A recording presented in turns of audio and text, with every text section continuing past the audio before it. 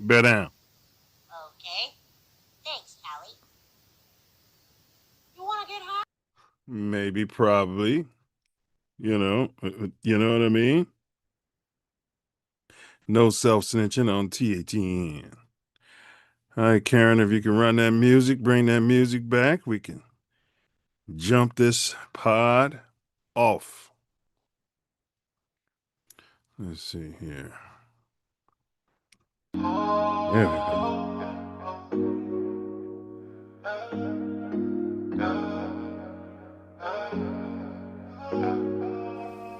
Mouthpiece Mouthpiece included. included. TATN, TATN, TATN, TATN, TATN. TATN, Better guard your grill. TATN, TATN, TATN. Mouthpiece included. TATN, TATN, TATN. Better guard your grill. TATN, TATN, TATN. Mouthpiece included. TATN. TATN, TATN, better guard your grill. TATN, TATN, TATN, Mouthpiece included. TATN, TATN, TATN, better guard your grill. TATN, TATN, TATN. Thank you, Karen. Thank you, Karen. TATN. Welcome to Mouthpiece Included. This is the pod where we unpack Spolly Tricks, which is a fusion of your spots and your poly tricks and everything in between. The collapsible superposition upon your observation on a quantum level. The energy is high this week as we open with a fresh Karmelo Anthony update, a storyline that keeps evolving and refuses to cool down. Whether it's legacy talk, new moves, or unexpected headlines, Karmelo continues to shape conversations across the culture. And today, we're going to break down what's real, what's rumored, and what it means for this young man and his family going forward. From there, we're going to be shifting into one of the wildest developments in football. National Football League players returning to the NCAAs. This rule change has cracked open debates about eligibility, competitive balance, and the future of collegiate athletics. We'll unpack how this impacts players, programs, and the entire football ecosystem, plus who might actually take advantage of it. Then we'll dive into Chicago's heartbeat, a full Bear Bengals joint practice and preseason game reaction, and the latest news from Camp BJ. From standout performances to coaching decisions to preseason momentum, we're breaking down everything you need to know. And of course, we're going to hit a rapid fire round of hot topics across the sports diaspora to keep you plugged in and ahead of the grading curve. Whether you're here for sports scheming or political sharp turns, we've got your dose of insight with just the right amount of edge. This ain't just commentary, it's clarity, and it's served with heat. Ready? Let's pop on our dirtiest, smelliest, stinkiest, mildewed, mold infested air ones, the ones that your family wants to hide from you, the ones that your wife took down there and threw in the dumpster, and you caught the garbage man out there and went in the truck and poured them out and wiped off the maggots and popped those dirty air ones on and walked down to the corner store so you could smell the Pakistani's ass. And you have to shop with them because you feel like you have no other choice. But you do have a car and you can just pop in there and find you somebody colored. And then you're going to go in there and argue with the Pakistani over the prices. You're going to get loud. Your blood pressure's going to go up. But you're going to come out of there with a grape Arizona tea. You're going to come out of there with a black and mild. And you're going to come out of there with some sort of blunts. Okay?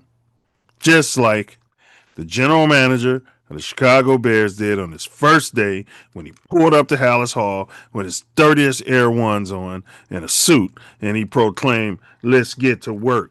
The panel's open. The link's already been pinned in the chat, so you can pull up and excrete your excrement. Okay? So, stand down, stand back, stand by.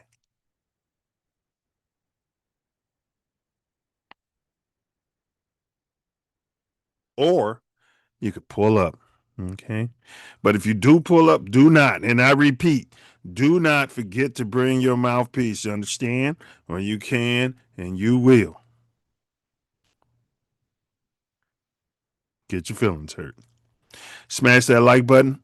I might add, the views expressed in today's pod are those of the host and the guests and are not necessarily reflective of any affiliates or TATN. Furthermore, this podcast is satirical commentary. All statements are jokes, opinions, and or exaggerations for entertainment, not factual claims or allegations about any person, place, or event. Grab your mouthpiece and let's get started. Midwest Festivals presents Ancestral Echoes. That is an annual glamping style music festival. Overnight, day passes are available. All right. You're going to get out there in the woods, in the darkness, limited light pollution, beautiful sound stage. Everything's all well lit up. You're going to bring your tent or your camper, or you're going to have someone, set it all up for you and drop ship it. Those packages are available. All right. And you're going to shake your bum. Best DJs from across the Midwest pull up, and they spin until 4 a.m., I do believe. That's the latest time. And you can shake your bum out there under the stars, amongst the trees, amongst like-minded individuals and househeads, dare I say. All right. And lots of games, lots of fun. We're going to, thank you, Karen. The link's been dropped into the chat, www.ancestralechoes.net. That's the website. Do register on the website. Do go there and purchase some merch. Do be advised as to the different events that go on throughout the course of the year as fundraisers. The emphasis is on fun. Okay. Big ups to Milz Aesthetics. Licensed, bonded, fully insured. Multicultural skin, body, and weight loss pro. You find yourself in sunny Southern California and you're in need of the best esthetician in the history of the planet. You're going to want to reach out to www.taymilzaesthetics.com. Thank you, Karen. That link's been pinned in the chat. www.taymilzaesthetics.com. And when you reach out, tell them that Mouthpiece Included sent you. Big ups to Bella B. You understand? Bella B Designs. All right. Copper colored, owned and operated. You know, it's that time. The little ones are going back to college, et cetera, et cetera. Maybe you want to send your child back to school in high school and have a trunk party, a high school trunk party. Why not? I mean, why not? You know? You can reach out to Bella B. Bella could design the t-shirt or what have you, the garment or what have you for you as far as what's going to be on it. Or you could design it, or you can work in tandem with Bella B and see if you guys can't come up with a great design that'll be popping and support whatever endeavor it is that you may be attempting to achieve. Last but certainly, and that's designs365@gmail.com. That link's in the chat. Last but certainly not least, JIM Recovery. The J, the I, the M, the J, the I, the M, the J, the I, recovery. He's a business tycoon. Okay. Reach out to JIM Recovery. JIM Recovery. If you find yourself in the greater Chicagoland area, you might be in need of a tow. Maybe there was a sinkhole and you just wasn't paying attention. You know, you might have been checking your IG. I'm just going to check my IG real quick because, you know, these endorphins are firing in my brain and I can't just put the phone down long enough to go from point A to point B and boom. Now your whole whip is in a sinkhole. Well, you got Pookie and Ray Ray, the Venezuelans, the Colombians, and God knows the Haitians from wherever they're from. They're all standing around there waiting for you to leave your whip there, so they can go rummage through it. All right. All right. Reach out to Jim Recovery. If he can't get you out, they'll pull up in a brand new flatbed truck, top of the line with the latest bells and whistles and technology. He'll have Fox in his box, but he'll pull up, and if he can't get you out of there, no one can, because his family has over 40 years, 4 decades towing in the greater Chicagoland area. And he can get your whip out of there gingerly without causing more damage, and get you and your whip to the mechanic and or to your place of residence safely. All right. Big ups to all those sponsors. We appreciate everything they do for this podcast. All right, let's go ahead and get this thing on the road here. All right. All right, we got an RIP. We do have a rest in peace. So rest in peace to Michael Wright. You may not know who he is offhand by just naming him, but Michael Wright was the lead actor, was the lead singer in the Five Heartbeats. Great film. Has to be one of the most underrated films of culture. Minimum Coonan. All right. There was minimum Coonan in that. We'll see if we can't get you some footage here.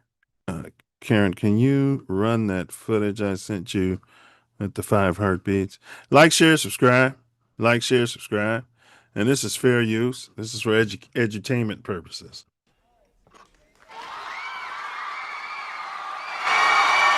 Five Heartbeats, ladies and gentlemen. All right, just in case, y'all. Just in case. And we're going to get a RIP once again and condolences to his family. Great film. Michael Wright did a great job in the Five Heartbeats. Tell us in the chat, what's your greatest memory of that brother's career and or your greatest memory of that film? And if you haven't seen it, we highly suggest that you go ahead and check that out. All right. Now, I've noticed it's been really quiet around here when it comes to baseball. Because you got all these dastardly Sox fans, and I'm a Sox fan. I mean, I'm not going to sit there and act like I don't root for the Sox. And they are in first place, 4 games up. They're 68 and 62. But that that L series, they got their bum spanked by my Chicago Cubs. And it's just, I thought for sure that one of the co-hosts would have brought this up. They definitely would have brought it up had the Cubs gotten their bum spanked like the last time they met. But big ups to the White Sox. They're 68 and 62, so they're flirting with 500. It's a 523 winning percentage. They're 39 and 26 at that god awful shithole stadium. Tear it down, tear it down, tear it down. Okay. 29 and 36 on the road. Young team, showing a lot of promise. 6-4. They're 4 games, 6-4 over their last 10. They're 4 games ahead of the Guardians in this shithole division. They're the only team over 500 in that division, which in my opinion is ass. Okay. Oh boy, the Cubs fell off again, huh?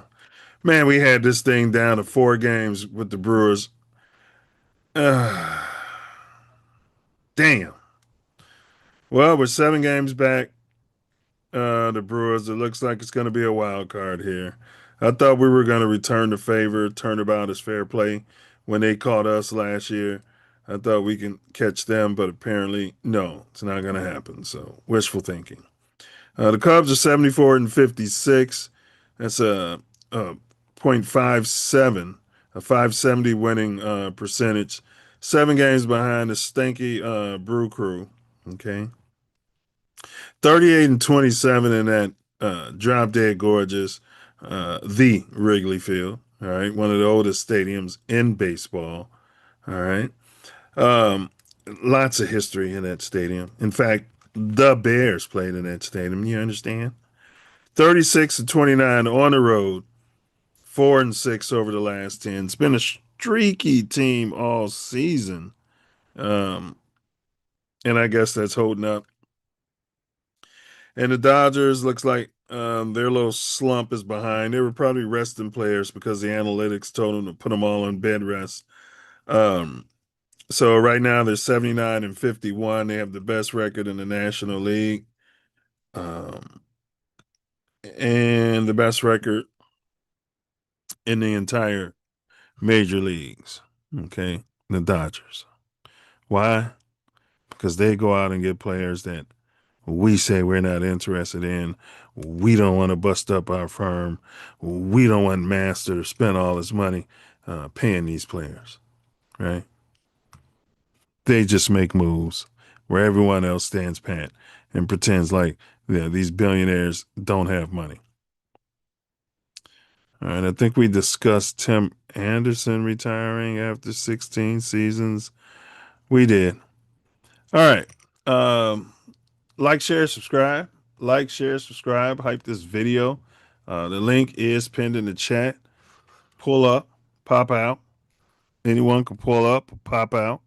All right. We only ask that you don't forget to bring your mouthpiece and put a shirt on, for God's sakes. All right. Put a shirt on, for God's sakes. Nobody's trying to see that. All right. Kawhi Leonard. There's a lot of insider information, and Sham Sharania and all these guys are yapping about this and yapping about that. There was a trade that the Never Broke Again Association, the National Basketball Association, put the old kibosh on in lieu of their completing their investigation on Kawhi Leonard, criminalize him, you know, but it should have been more about the team that cut the deal, not Kawhi. You're going to hand me money. I'm going to put it in my pocket. Fuck I look like. You know what I mean? This is America. You understand? But the Never Broke Again, the National Basketball Association has found zero evidence. And if I'm quiet, I would sue the shit out of them. Listen, if the union's worth anything, the players' union, they need to be on this, but they're all in cahoots with the team owners. You understand? They've been bought out, allegedly, in my opinion. That being said, the league found zero evidence that the Clippers owner, Steve Ballmer, that's the Clippers team owner, Steve Ballmer, funneled money through team sponsors to pay Kawhi Leonard and circumvent the Never Broke Again salary cap. Sources told Don Van Natta Jr., whoever that is, Baxter Holmes, and Ramona Shelburne. Okay. Zero evidence. The NBA is focused on whether the team's introduction of Leonard to team sponsors constitutes a violation of the league's rules prohibiting salary cap circumvention. Two of the sources told Don Van Natta, Baxter Holmes, and Sherburne. So they're going to continue to kind of push the narrative a little bit here because they don't want him to get a shrewd attorney. You understand? And sue them. And Kawhi is just, I don't want to say petty enough. I don't know the man personally. But I think he'll do it. I think he'll go after the money. He doesn't spend any money. All he does is put the money in the bank. I don't know what he's saving it for. That's my understanding. He's still driving the same car he had in college, and tip my hat to him. It was some sort of SUV. Maybe he's moved on from it by now, but that was the case as of like 10 years ago. All right, so no evidence. Karen, can we increase that for anybody who's literate? All right, no evidence. Instead, they're now focusing on whether the team's introduction of Leonard to team sponsors constitutes a violation. So they're making stuff up as they go now because they're eating crow. They got egg all over their face. He demonized this poor kid when he shouldn't have even been involved. It should have been Ballmer. The league is examining whether the Clippers are guilty of a failure to supervise employees, though it's unclear what specific rule the team would have violated or what the penalties would be. The 11th month investigation into salary cap circumvention allegations expanded beyond Leonard's deal with Aspiration, the now defunct green banking company at the center of the allegations, to at least three other companies that also had deals with the Clippers. Two of the sources familiar with the talks told ESPN. However, sources said the league has presented no evidence. Okay. Um, the league presented initial findings led by prestigious law firm Watchtail, Lipton, Rosen, and Katz to the Clippers, according to multiple people familiar in the matter. In recent days, both sides have been negotiating a resolution, um, said the attorneys, and the Clippers and NBA General Counsel Rick Buchanan at times have been spirited. So it looks like they're going to sweep this all up under the rug somehow, and both parties are going to just kiss and make up, and Kawhi is going to continue to get max money in the NBA, right? Because he was balling out the last couple of years. I don't know what he took or what they gave him, but uh, he definitely popped out. All right, let's move on from that. And congratulations, free Kawhi Leonard. Harden, James Harden, the beard. Okay, I met a guy he's a big James Harden fan. I mean, I don't understand it. He's still rolling with James Harden. That's got to be tough to be a James Harden fan. I mean, you got to sit here and watch this guy get bum assaulted on the defensive end, even when he was in his prime. You got to sit there and watch him choke in game sevens and et cetera, et cetera. That's got to be awful. But that being said, Harden just got a 3-year, $97 million tender with the Cavs. Is he still in money? Again, if they're going to hand me $97 million, hell, I'm going to put it in my pocket. Fuck I look like. You know what I mean? But is he still in money? That's the question I have for you. Is he worth it? Is he worth the $97 million that he's negotiating with the Cavs? And what does this make the Cavs ceiling? What ceiling are the Cavs going to be when they have this roster and they have him back? Because obviously, if you're going to pay 97 milli, you have to be thinking about big things because you could have easily moved on from him and went youth, with a youth movement. Ceiling, I mean, with the Cavs, you get caught up. You could get caught up every year, but at the end of the day, without LeBron James, they're still the Cavs. So it doesn't matter if they finish with a first seed, a number one seed overall, or an 8 seed. They're going to flounder in the playoffs like a fish that jumped up on your boat when you're out fishing and just starts flapping right there and dies. That's my description of the Cavs every postseason. Ceiling, 4th seed, 3rd or 4th seed. I'm stuck between those two. I'm going to say 4th seed in the East as a regular season ceiling. And one playoff series win. So they'll win the first playoff series. And it'll be tough. They'll probably win that in 6, maybe even 7. Don't expect anything from James Harden in game 6 or game 7. But they'll pull it out, and then they'll get bum assaulted, for lack of a better term, in the second round of the Eastern playoffs. Playoffs? Kidding me? All right. Klay Thompson. Klay Thompson. Some have said the second best shooter ever, and the never broke again. The National Basketball Association. Klay, is it Thompson? Thomas? Klay Thompson. All right. What's his ceiling? Well, no, he signed with the Heat. So he signed with the Heat. So I'm going to take a look at the Heat's roster as it is now. I know they got Bam. Bam. They got Bam Bam. Okay. We all know he scored, I think, 83 points last season. And they got the Greek Freak. Okay. Miami Heat roster. Let's see. Depth chart. All right. So as of now, you've got Giannis Antetokounmpo. Giannis Antetokounmpo. You got Giannis at power forward. Okay. You're gonna have Bam Adebayo. Okay. These are both some sort of tethers. All right. They're not FBA.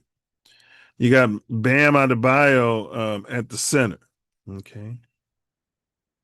So it looks like they're going to play Klay Thompson at the small forward. I would switch that. I'd have Andrew Wiggins playing the 3. And then you can have Clay playing the 2. And then you got Davion Mitchell running the 1. Not too bad. And looks like the bench, they got a Bobby Portis, a Nikola Jovic, Pele Larson, Tim the Hardway Jr., who can't wear his dad's jersey number, Vladislav Golden, I think he's from shithole country, Simone Ponticheco, and Jameer Young. So shithole countries, you got 1, 2, 3. You're not fooling me. 4. You got 6 out of 1, 2, 3, 4, 5, 6, 7, 8, 9, 10.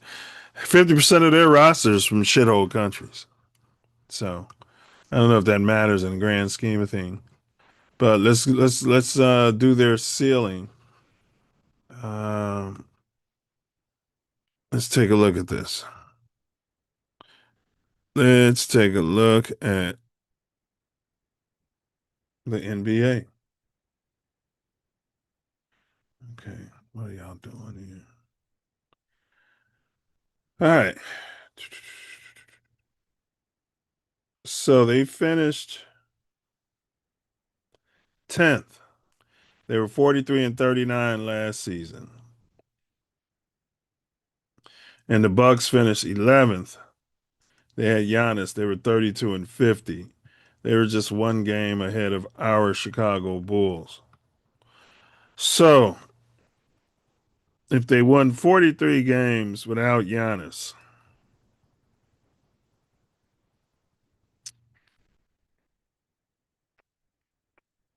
I'm looking at how the parity broke out. I think they should be able to win 50. What's the over under? But without looking at that, I got them winning like 52 games next season. Miami Heat over under. Let's see what that is. All right, right now the over under is 46.5. 45.5 to 46.5 is the over under depending on the sports book. I'm definitely taking the over. Again, I got them at like 52 wins. Last season, the world champion Knicks had 53 regular season wins. There was parity. Boston had 56 regular season wins. I expect them to drop a bit. The Cavs had 52 regular season wins and had the 4th seed. So the ceiling would be a 3rd seed, but I'm feeling since I got Cleveland 4th seed, I got Miami finishing with a 5th seed.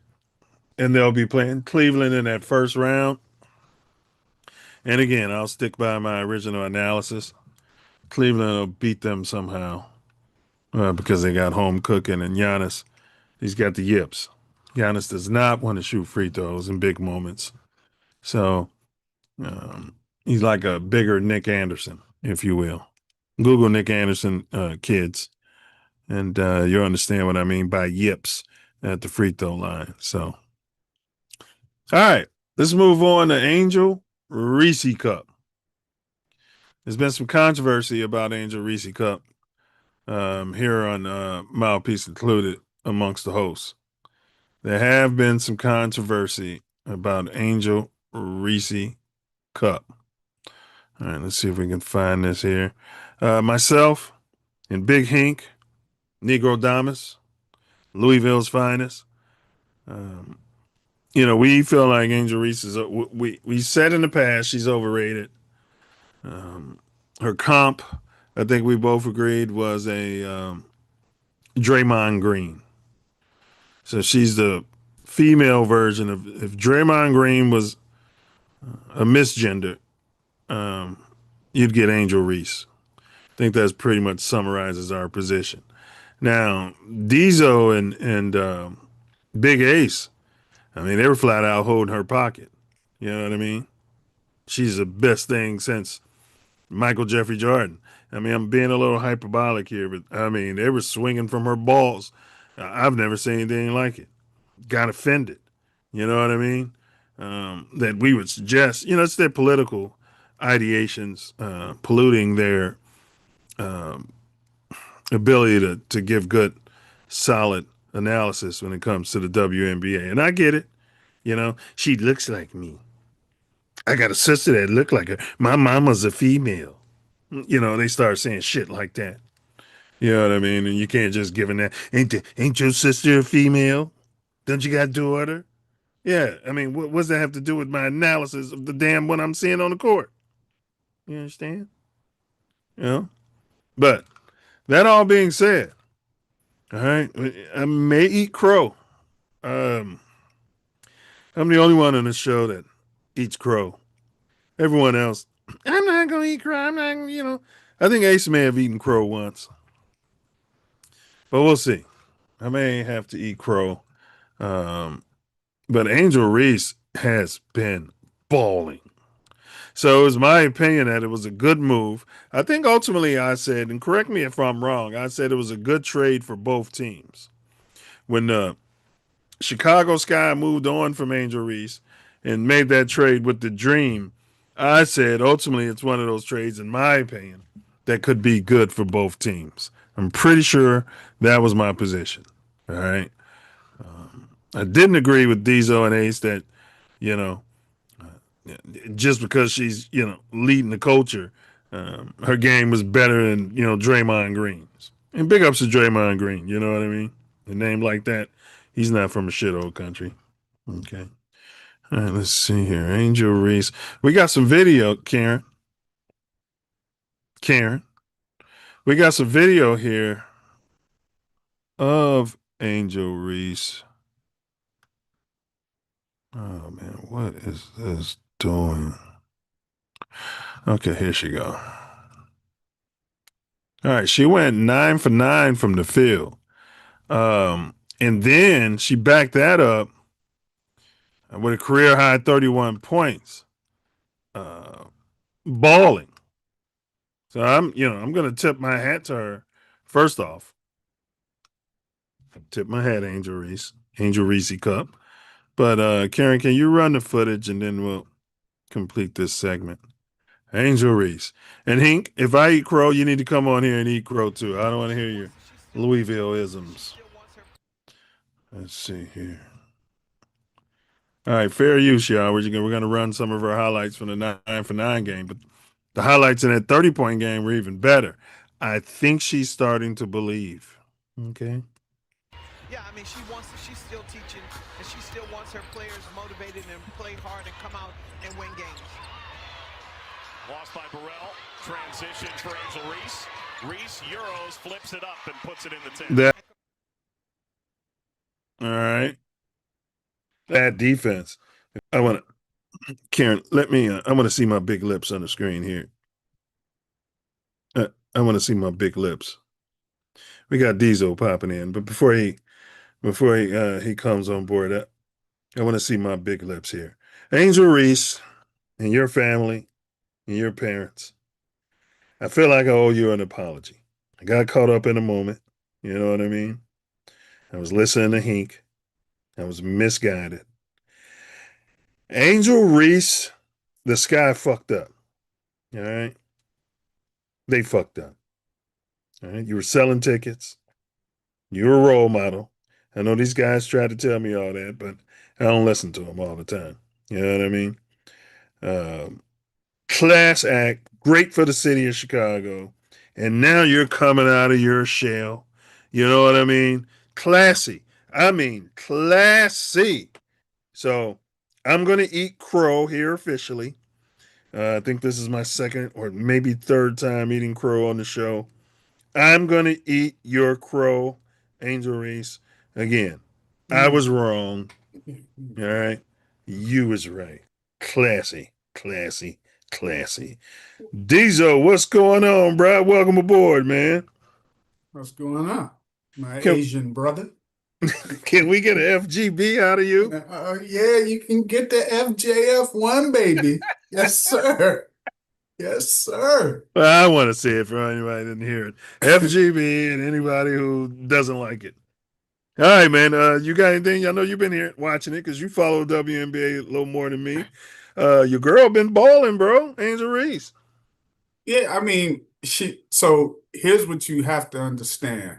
If you weren't watching, like when she come in the league and everything, a lot of the comments about her game is from hate, from Yep. people who just hate on her for Yep. the most part. Now, look, I'm the first one to tell you, she has no kind of shot.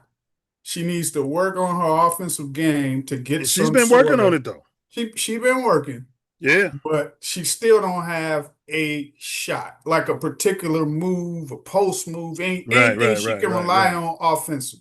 She could probably work with Elijah. But he charging 100,000. What are you gonna charge her? 60. I mean, Yeah, he got to give her the discount, man. That's Angel Reese, bro.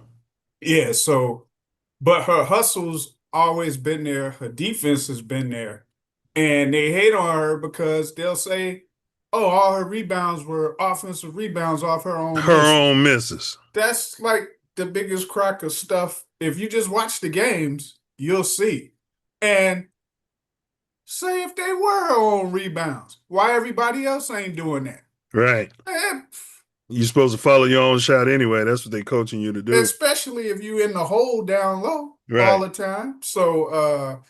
So yeah, she been putting in Classy though, work. bro. She's a classy young lady, bro. I never saw that side of her. She Yeah. she been balling. I thought she was gonna be all cocky and shit. No.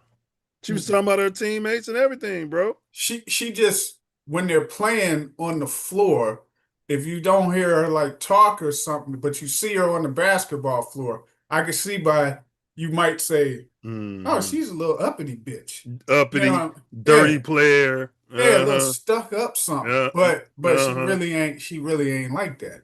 And she puts in game and she's like, to me, she gets along with a lot of the players on other teams and stuff too. Mm-hmm. Um, so a lot of it's from hate, bro. A She lot of was it's more from likely to go to Stevenson or Whitney Young than Marshall or Morgan Park, though, if she was in yeah, Chicago. yeah. She would have. Yeah. And again, most of that hate comes from white folks who, MAGA. Let's just say it. yeah, they were Clark fans, but they didn't follow women's basketball in college, Probably no right? basketball. But they see her, Caitlin Clark, hitting threes farther than most people usually shoot them. That's why they're so captivated by her, right? Yeah. But Angel Reese, because her team beat them in the All she does is win on every level.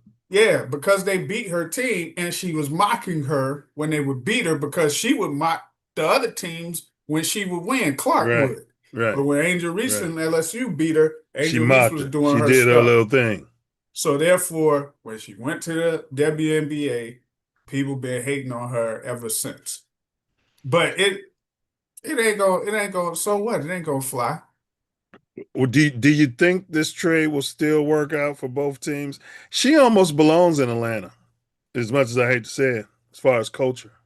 Um, it's kind of working out for both because the Sky have been forced to have other players step up. Mm-hmm. The one chick who was their best player, she out for the season when the Yeah. season started. Yeah, that's my girl. She was balling, man. She came on like Angel Reese, but she came on last season, started coming on. The But one who got beat up by the NFL player. yeah, Yeah, yeah. that's my So, girl, bro. but now I got they a got man some crush on her. now they got some other ones. Cause I've been like, oh, they go, man, they be like right there, blow the game at the end. But recently they've been winning those games. And they So got those draft picks coming up. yeah, so yeah, it might work out for both teams when it's all said and done.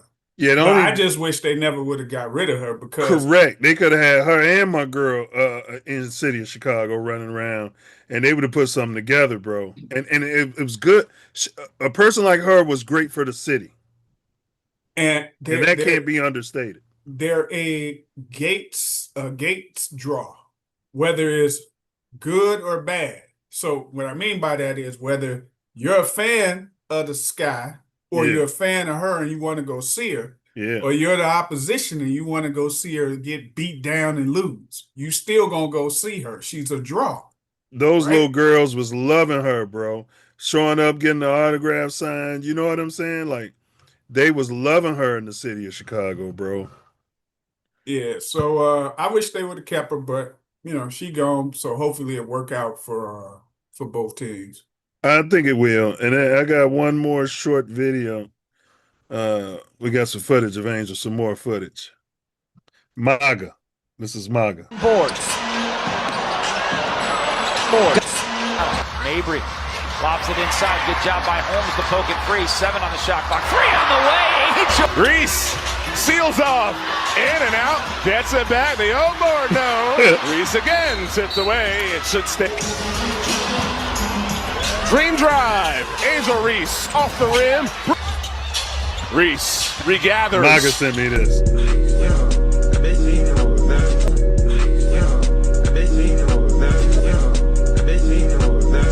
Angel Reese left alone, slaps the backboard for the lay-in. Dunk it! The last side. Good job by Holmes to poke it free. 7 on the shot That clock. looked like a shot for real. Angel. Dry right now in this period. Reese will take a 3. Reese roars at Griner after the block. Another block Good by deal. Reese. Returns the favor on Griner.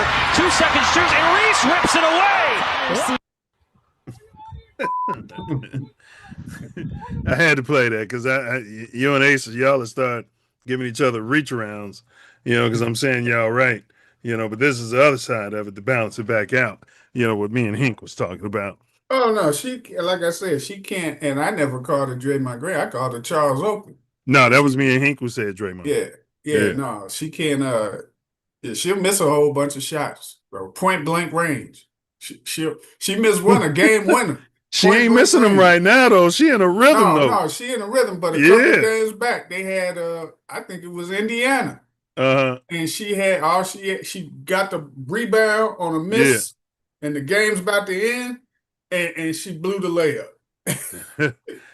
I'm watching her now. She get the strangest bounces too. She hit that rim and it's bouncing in. I'm like, how in the hell? I'm like, I've never gotten that to go. I don't know, bro. She got a weird, like I said, she can occasionally shoot an outside shot. So that lets you know that you can learn how to shoot off the damn backboard. There's no reason for you to keep missing all these layups and stuff. She's like Robin in college. The thing about an Angel Reese, you're not gonna want to double team her because you're like, she can't keep making this shit. That's the thing. So she's always gonna get a single assignment, and she's better than that. She's better than a single assignment, but you know what I mean? You ain't gonna double her. So she takes advantage of that. She'd be like, I'm about to take this girl. That's what I was trying to get my niece to do. I'm like, man, take that girl down low. She'd get the ball outside and go straight to the bucket, bro. She be getting fouled. They don't be calling it either. Yeah, a lot of times when there's women playing, they don't obvious fouls, they don't call. Yeah, but they call some bullshit. Yeah. Yeah, it's a phantom foul. Yeah, the smallest shit they'll call, and then they Uh-huh. get super hacked, and they'll be like, "Play on, play Yeah. on, play Yeah. on." Like, what the hell? All right. Let's move on. Oh, Lil Boosie. So I'm sure we've all heard about Booger Sugar U. Mhm. Karen, let's change that view. Booger Sugar U, Penn State. There's a couple of pink fraternities got caught up selling that Booger Sugar allegedly on the yard. They still haven't been convicted. Now, Boosie says, and you sent me a video. We're going to run that next. Penn State, which is what I said on our text thread, alleged fraternity cocaine operation, which led to 14 people being charged, would be all over the news if the same scandal happened at an HBCU. And what I said in response to this was, it don't even have to be at an HBCU. It could have simply been a black fraternity. If this was Kappa Alpha Psi and Omega Psi Phi at University of Illinois, they would have done the perp walk. Yeah, you definitely would have seen, and the way they would have characterized it was like a gang. Violence, RICO. Yes. Yeah, Yes. yeah. And they don't characterize those guys like it's a gang. They just characterize it as some students. Oh, shucks. Some students group running the business. And this is going to be a movie, and they're going to glorify it. Watch. Yeah, yeah. They always find a way to glorify especially crimes committed by white people. Yeah. Yeah, when it's committed by white people, they'll flip the story and make it great. You don't see it too often with black folks where the story gets flipped and they make movies out of it and all of that. No, you don't. You don't. You don't see it too often. We got Tez in the building. Hey, Tez, can we get an FGB out of you? Nope. Fuck him. Yeah, she feel. Hey, she feel. Say, I feel him. I feel him. Fuck him. That is beautiful. Classic. F fucking GB. Hey, Tez. All right, so we talking about that fraternity. Hey, fuck him. We talking about that fraternity that got caught selling the Booger Sugar. Did you hear about that? Yeah. Yeah, Penn State. Yeah, they had they was out there running they was like the white power. They was like Ghost and Empire. Yeah, but they wasn't saying white power. They were saying white powder. And Tez, they had the G's. They had the boys bagging that shit up. Me and Wordsworth was talking about that shit on Self Love Show. I was like, man, if I was pledging, I would have been high as hell. Y'all want me to do what? We'd have been the richest G's ever. I made a little money on the side, Frank. Frank, but I never crossed you. I'd have told my name, but we'd have been rich as hell. You want me to? You gonna get? I would have gave Tez's line a motherfucking couple of kilos of cocaine. Y'all bag this up in 20s and 10s. They would have been rich. Yeah, they should. Yeah, they was cutting corners. That's a shame on them for not sharing the wealth. Exactly. They fucked up by having pledges do that shit. Yeah. You know what I'm saying? Motherfucker drop line and go straight to the police. Well, it's shit, but I think it was probably bigger than that though. You weren't dropping and you wasn't snitching, huh? Because you probably felt like you was gonna come up missing. Hey, shit, you know that motherfucking that clientele runs deep. Yeah, and they was probably getting it. It ain't just the fraternity; it's the Colombianos. Exactly, the cartels. The cartel. Right, Diesel sent me a video, man. I'm gonna run it. It's an alpha dude. Check this out. About the same thing. I'm glad it wasn't one of us. And when I sit down and I think about this story of this. Go ahead, bro. What'd you say? I'm gonna jump off, but go ahead. I gotta go to this meeting in about an hour. All right. Yeah, I appreciate you popping out. Yeah. drug trafficking cocaine case that happened at Penn State, it's ironic to me, not just about how they went about telling the story, but the information that they used to get the narrative across. And this make me think about a lot of things. I remember when they first broke the case, they didn't even attach no images to the young men that was a part of it. And right then and there, I knew what the race of the students was. Because I understood that this happened at HBCU and it was young black men, automatically they attached images of who was a part of that case to us. But being that it was 14 young black men, a part of white fraternities, there was no images attached. And when they decided to attach the images, they showed them to be in suits. And it's just so ironic to me because it reminds me of a lot of cases that happened this year, and even some from my childhood. The first one I think about is the one of Caleb Wilson, a young man that died in Louisiana as he was pledged to become a part of Omega. But it wasn't just the image of Caleb Wilson, but the 3 young men that was a part of the case. They too were students, but they didn't show those young black men in suits. Right, he got a hoodie on. Which I understood that those young black men had because as part of the fraternity members, we all have suits as we attend conferences each year. Yeah, in chapter meeting. But they decided to show images to show those young black men to also be threats. Because that's the only images that would help to justify the narrative and to strip them of their humanity. The second story I didn't think of is the one of Karmelo Anthony. Because the first images we seen when they was telling that story was him in a suit. But they couldn't wait to replace that one of his mugshot. And that's the one we still see on surfacing on internet today. Because they understand that in order to justify the narrative of portraying this young black man to be a threat to those 4 white students that tried to hurt him, they needed to pick the certain image in order to justify the narrative of him being a threat. But then it reminded me of a young man I remember seeing it in media when I was 12 years old. And that's of Trayvon Martin. When he was killed by George Zimmerman. And in order to justify his death, they used certain images. They didn't want to use the image of him with his father. Because that would restore his humanity as a young black man and showed his innocence. But they had to use the image to also show him to be a threat and showed him with his middle finger up, which image I remember vividly seeing. So when I think about these stories and how the news go about telling certain narratives, depending on who it is, that's a... What'd you say, Ted? Oh, let me mute. My bad. All right. Part of the story, they use certain images in order to justify some people to be innocent, but also to portray some people as guilty. So I want us all to be mindful of the narratives that we accept, but also the ones that we normalize. For we all just one journalist away from being depicted as the suspects, even though we are the victims. Facts. Now, I know y'all thinking the same thing I was thinking.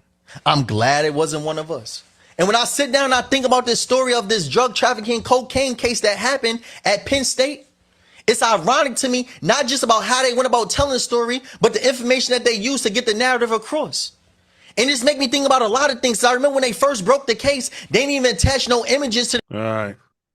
So, what's your take on that, Diesel?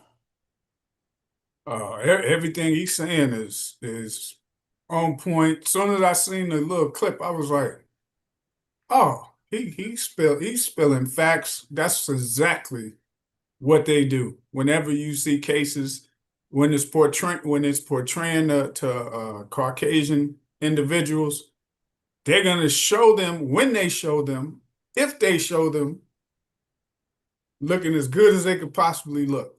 With a suit and a lawyer right next to him. Right. They're never going to show you in your worst looking way. No. When it's black folks, man, they going to show you. If they show you in court, you know how you usually in court with a nice shirt, a shirt and tie, whatever. Yeah. They're going to show you in the jumpsuit. Right.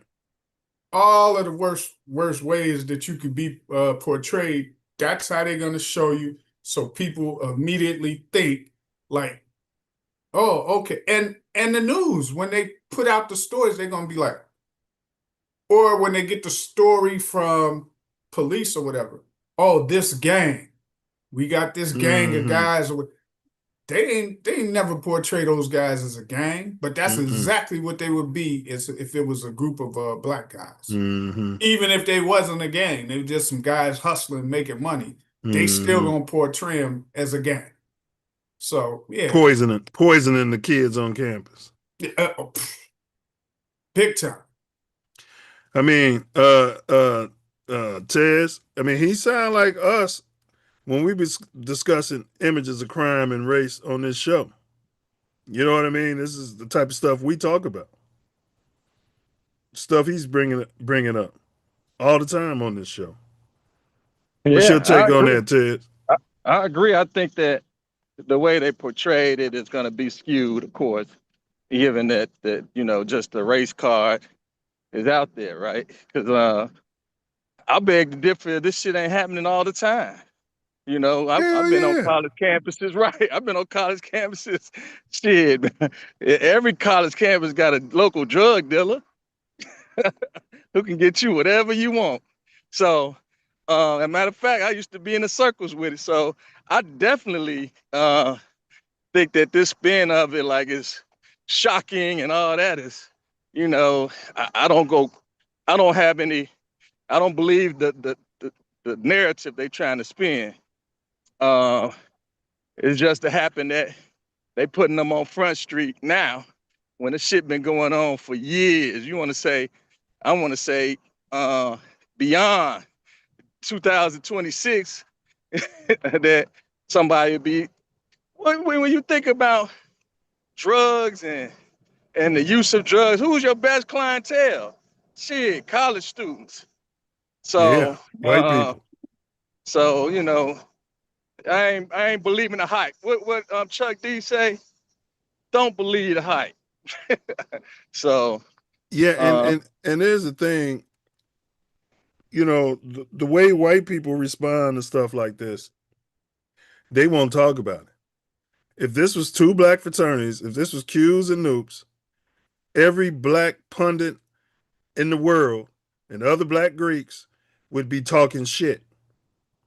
You know what I mean? Well, they shouldn't. And I can't believe them motherfuckers went down there to college and blew that opportunity and went down there selling drugs. Like, there's something in us where we like to pile the fuck on when we should be taking a big cup of shut the fuck up. And white people be on code with that. They'll talk about us like the way we talking about them. They'll talk about us, but they won't talk about their shit. When you at the water cooler, Tez, and they bring up some pookie that got caught with drugs, I want you to bring up these motherfuckers at Penn State and shift the conversation to that and watch how quick they get quiet, Diesel. Once I figured out that magic, I'd be at the water cooler. They'd be like, well, O.J. Simpson, O.J. I'd be like, man, did you hear about Jeffrey fucking Dahmer? Oh, they get quiet and shit. Y'all ain't talk to me about Jeffrey Dahmer at the water cooler. How he knocking a motherfucker upside the head with a hammer. Hanging out in the gay district. Right. Him and John Wayne Gacy. You know what I mean? But he was eating them. Yeah, you know what I mean? You know what I'm saying? Right. Taking minorities and putting them in the refrigerator and shit.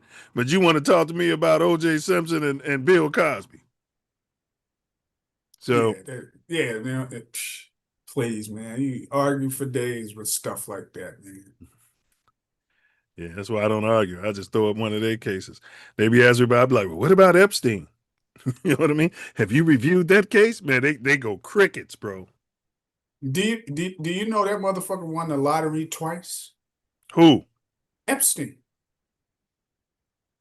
He's a spook. And I know a CIA somebody. Well, it's like that part. I think like when you get to like lotto and those bigger lottery things, I think they're rigged. I think they're rigged. Totally rigged. They are rigged. Totally rigged. They rigged. He won twice. And then I was reading today, or watching today, actually. He allegedly won twice. No, he won twice. He won twice. I'm saying allegedly. If it's rigged, it's allegedly. Oh, yeah. You can say that.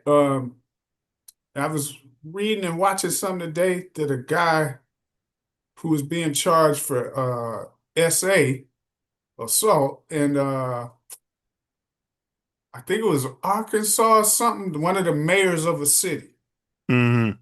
And the mayor's, I don't know if it's the brother or brother-in-law, won this lottery. Big lottery. It was the big, matter of fact, I think it was the biggest payout in U.S. history, something like $1.8 billion, right? Damn. Hey, he paid $25 million to a bunch of different people, including, I think, that mayor, right? Mm-hmm. And they said he also gave $25 million to an undisclosed person. And they said they think that was to the possibly to the person who was under that who had the SA case on them, Mm-hmm. and the case been dropped. So this is from the Leo guy. You know, Leo's a Catholic school. They didn't have no girls in their school. Tez is a Leo guy. So they sat around with a bunch of Mims, you know, in class for 4 straight years. A lot of bunk beds. Yeah, might as well send yourself to prison or juvenile hall and shit. You know what I mean? No girls and shit. So anyway, Ace sends this. Posted on our thread, Tez. Let's see here. All right. Now, okay. I'll play it and then I want to get y'all assessment. This is from Ace's algorithm. There's one thing I can't stand. It's some bigotry. But there's one thing that I can't stand. In the year of our Lord, 2026, is somebody that has the gall to open up their campus, state that common person's blood, to say anything to me with some bigotry. That brings my attention to this one over here. And it's so interesting that you're in a pain, which means that you better have trouble walking. But let me walk you through this real quick, somewhere. These experiments to say what's in the plan you uncomfortable, like she just made me uncomfortable. She fixed her lips to do what to plan you on. The reason why I call us black excellence is because you don't even know what the excellence is. You can spell excellence. So, I've been called a whole lot worse and a whole lot better. I do even better than that, actually. I'm a so when you go for the lowest hanging fruit, tell me this, I'm proud of the power. Can you say the same? But why don't you stand up without that damn phone and start to my face again? Call me a here, because I'm going to do this. If you do, it'll be the last time that you're going to fix your lips to say those words to anyone of any race in this building ever the here. And that, you can take note of. But black excellence isn't just us right here. Black excellence is every single black toilet in this locker room. And then go back to the field. Black toilet against a black toilet. So if you have any guts, do you want to apologize to me? Or you want to stand 10 toes down and what you say? I apologize. That's the right to go.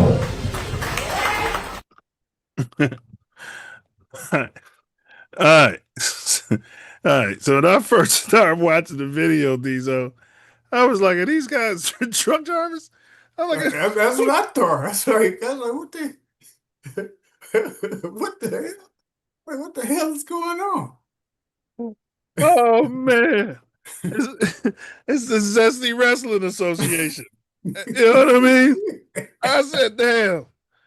And the dude in the background was Zesty too. It's like doing all them little moves, like what the hell going on? Oh man! So Ace sent it. You know, talking about how he read the lady about calling the N-word. I couldn't get past all the fucking zest. And this is what happens, Tez, when you go to a Catholic school. Keep that in mind when you decide where to send your boys. You better off send them to a public school in D.C. before you send them out there with those brothers. Yeah, they I mean, he put a lot of energy into what she said. He did. You know, different people, they ain't not gonna, you know, it depends on the person, I guess. They react a different way or whatever, or just be like, hey, you need to leave, something like that. Right. But getting that old lady's face with a cane. She should have said, F you, nigga. That's what you that's what I would have said. I'd have doubled down on it. Now, quiet as is kept, whoever had that thing recording, if she's still working or something, they can get her to lose her job like that. because she saying that type of shit. And if you working in an environment with different she people, retired on disability. yeah, probably so. She ain't. She looked like she was some trash.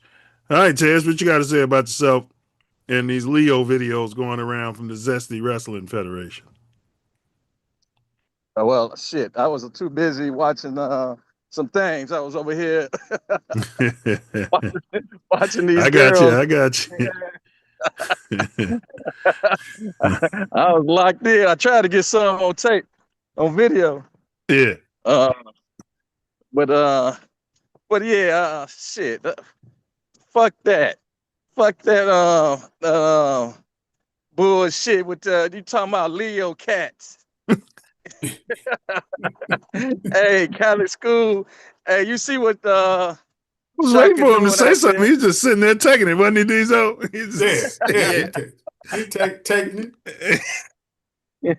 he just being an honorable young man, you know. But, he got his. He was raised the right way. Yeah. All right. Yeah, I bet he was. Raise his bum. Yeah. All right. All right. We got some Mitch McConnell footage. You know what? I'm gonna wait just in case Hink pull up, and we can come back to it. We got some Mitch McConnell footage we're gonna run here. But if Hink don't pull up, we'll run it later. All right, but let's move on. We got Friday Night Family Jewels is what this video is called. This is out here in California, all right, in Simi Valley. That's where they had the racist O.J. Simpson case at. They had to move it, and they got those cops off. All right, Simi Valley, y'all, Friday Night Lights.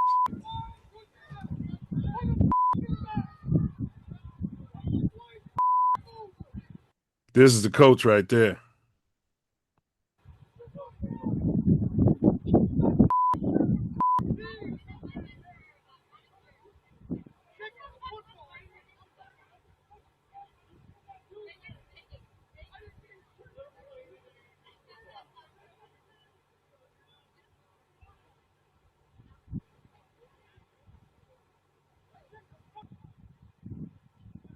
Look at this kid. We used to wear cups back in the day. Yeah, that's what I was gonna say. They don't wear cups no more? Apparently he didn't put his on. Maybe he's not fast with it on or something. I don't know. But the coach got fired. What's y'all take on that? Getting fired over that? I don't know. I've seen a lot worse, and the coaches stayed. So I don't. Unless he has a history of, type of incidents and things, I think it's a little over the top to fire him, because I don't think he was trying to hit that particular hit the dude in player. the nuts or hit him at all. Yeah, he was just kicking the ball. I've seen coaches hit players and stuff. So, and they don't get fired. So I don't know. I don't think. But see, Tez works in this field, dealing with people and the anger and stuff like that. Well, you know what again, I mean? If he's got a history, that's a little different. But if that's something that he's never done or whatever, is he gonna get? Am I gonna fire the guy? Probably not, man. Well, I would have fired him only because he didn't go over there and check on the kid after he did it, bro. He could have showed some human compassion and went over there and said that. Like my coach at William H. Ray would have been fucking me up for not wearing a cup. Baby, that's why I tell you to wear a cup. He'd been fucking us up for that. But we was raised different in our generation. It would have been my fault that I wasn't wearing a cup. You know what I'm saying? That's how we was raised. But all right, Tez, what's your take? What's your take on this, bro? Well, I would say, now with my son in the football realm, they really coming down hard on cats, making sure they wearing protective gear. Mm-hmm. Because football is people forget it's a dangerous sport, man. It's very, very aggressive and violent. So, and you got kids playing and such, so having that protection. But also, I beg to say that the problem with a lot of these athletes is that some of this stuff is being taught in practices. Coaches are teaching these techniques to what to do to kind of weaken your opponent. trying to play dirty, doing dirty little stuff is being taught. Kids don't know how to do this stuff. Someone had to teach them how to do it. So with the coaches being reprimanded, I think you got to, they got to be responsible for what they putting out there on the field. So, you think I it's an anger management issue? I done did a lot of officiating. Yeah, it's being, I think it's being promoted by coaches because they figure that it can be used in a way that it benefit the team. Because by being a dominant bully and scaring people, you can win a game that way by intimidating. And coaches are teaching those techniques. So and then Diesel, the tenacity, hold that thought, and the tenacity to do it in the game in front of everybody and not at a private practice. Go ahead, Tez. And so now you got to wonder what the fuck is going on in practice. Exactly. Because the kids don't know what to do. I thought that was practice. No, that was a game. Friday Night Lights. Oh, damn. No, I didn't realize that was a game. I thought it was practice. It looked like a practice type thing. Now you know how they warm up before the games and they doing their exercises. But look, so the game they penalizing coaches not just for the players, they penalizing for the parents too. They get fired or kicked out the game or they suspended start fighting or for what the parents doing do. Too much on the sideline. Well, shit, that ain't my fault if the parents are doing shit in the stands. They putting they putting the onus on the coach. They got to do something. They're gonna put it on your team. You can't just let them get away with it and stop all of the stuff. So they'll be like, that's part of the pussification of America. Handling on the coaches. They suspending the coaches. But I'm saying, just do something to the parent who's making the ruckus. Call the police or whatever the case might be. That's the pussification of America. If I'm the coach, I can't control what the fuck Diesel or Cortez and them talking about up there in the stands. What y'all want me to do? Go up there and beat them up? Well, they figure that you're the coach. You have a lot of influence. Yeah, so they'll have you make a statement on the PA, like, hey, please stop doing whatever disruptive behavior or whatever. They're gonna end up calling a unsportsmanlike conduct. Right. And then they'll end up calling the game if you keep doing this stuff. So Nah, man, escort those parents out. Yeah, you could. You can tell them. Hey, they get kicked out and they get a penalty to the team. And I don't like the rule. I don't like the rule. It's not the team's fucking fault. It's what a grown parent is doing in the stands. I don't like it. You like it, Tez? Well, I'll tell you that. It's going to control a lot of parents because the coach don't want to get reprimanded. That means your son gonna be on the bench. Yep. You got to do something because you can't just let them stop the gameplay and keep carrying on whatever they might be doing that's disruptive.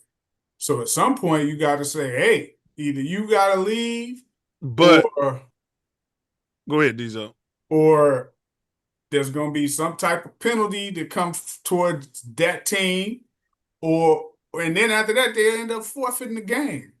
See, Tez is a referee, and that's part of your damn job to deal with these fans and to be able to ignore it.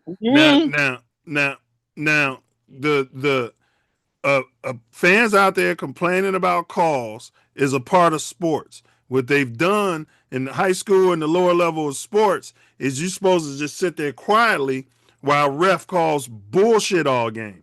You're supposed to not be able to say nothing.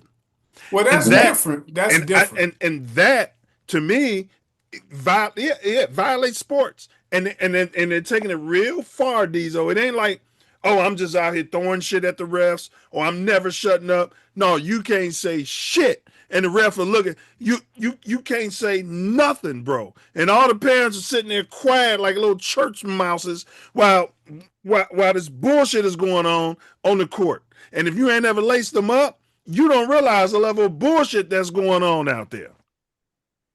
Yeah, that's different because that kind of stuff. It's just when the parents and stuff take it too far, because you get them threatening. You do. You see brawls. You see them hitting refs, tackling them. Those are police issues.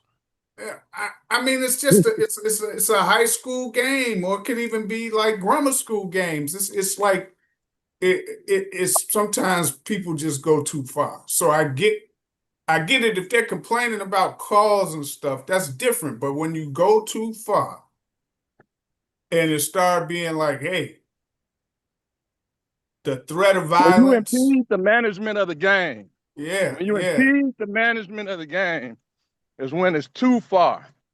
It's okay to be like, you can suck, but if you in my face, you loud, I can't manage the game because of you, then you got to go. Oh yeah. That's totally different. That's what I'm saying. When that happens, just security's supposed to escort them out the thing. That's what I'm saying. I mean, I wouldn't feel good about punishing your son, Diesel, because of what you're doing now. Your son can't play. Your son can't control you. So now your son's got to be taken out of the game. You know, I'm the coach. I got to take Diesel's son out of the game because Diesel's up there tripping. That to me, that don't make sense.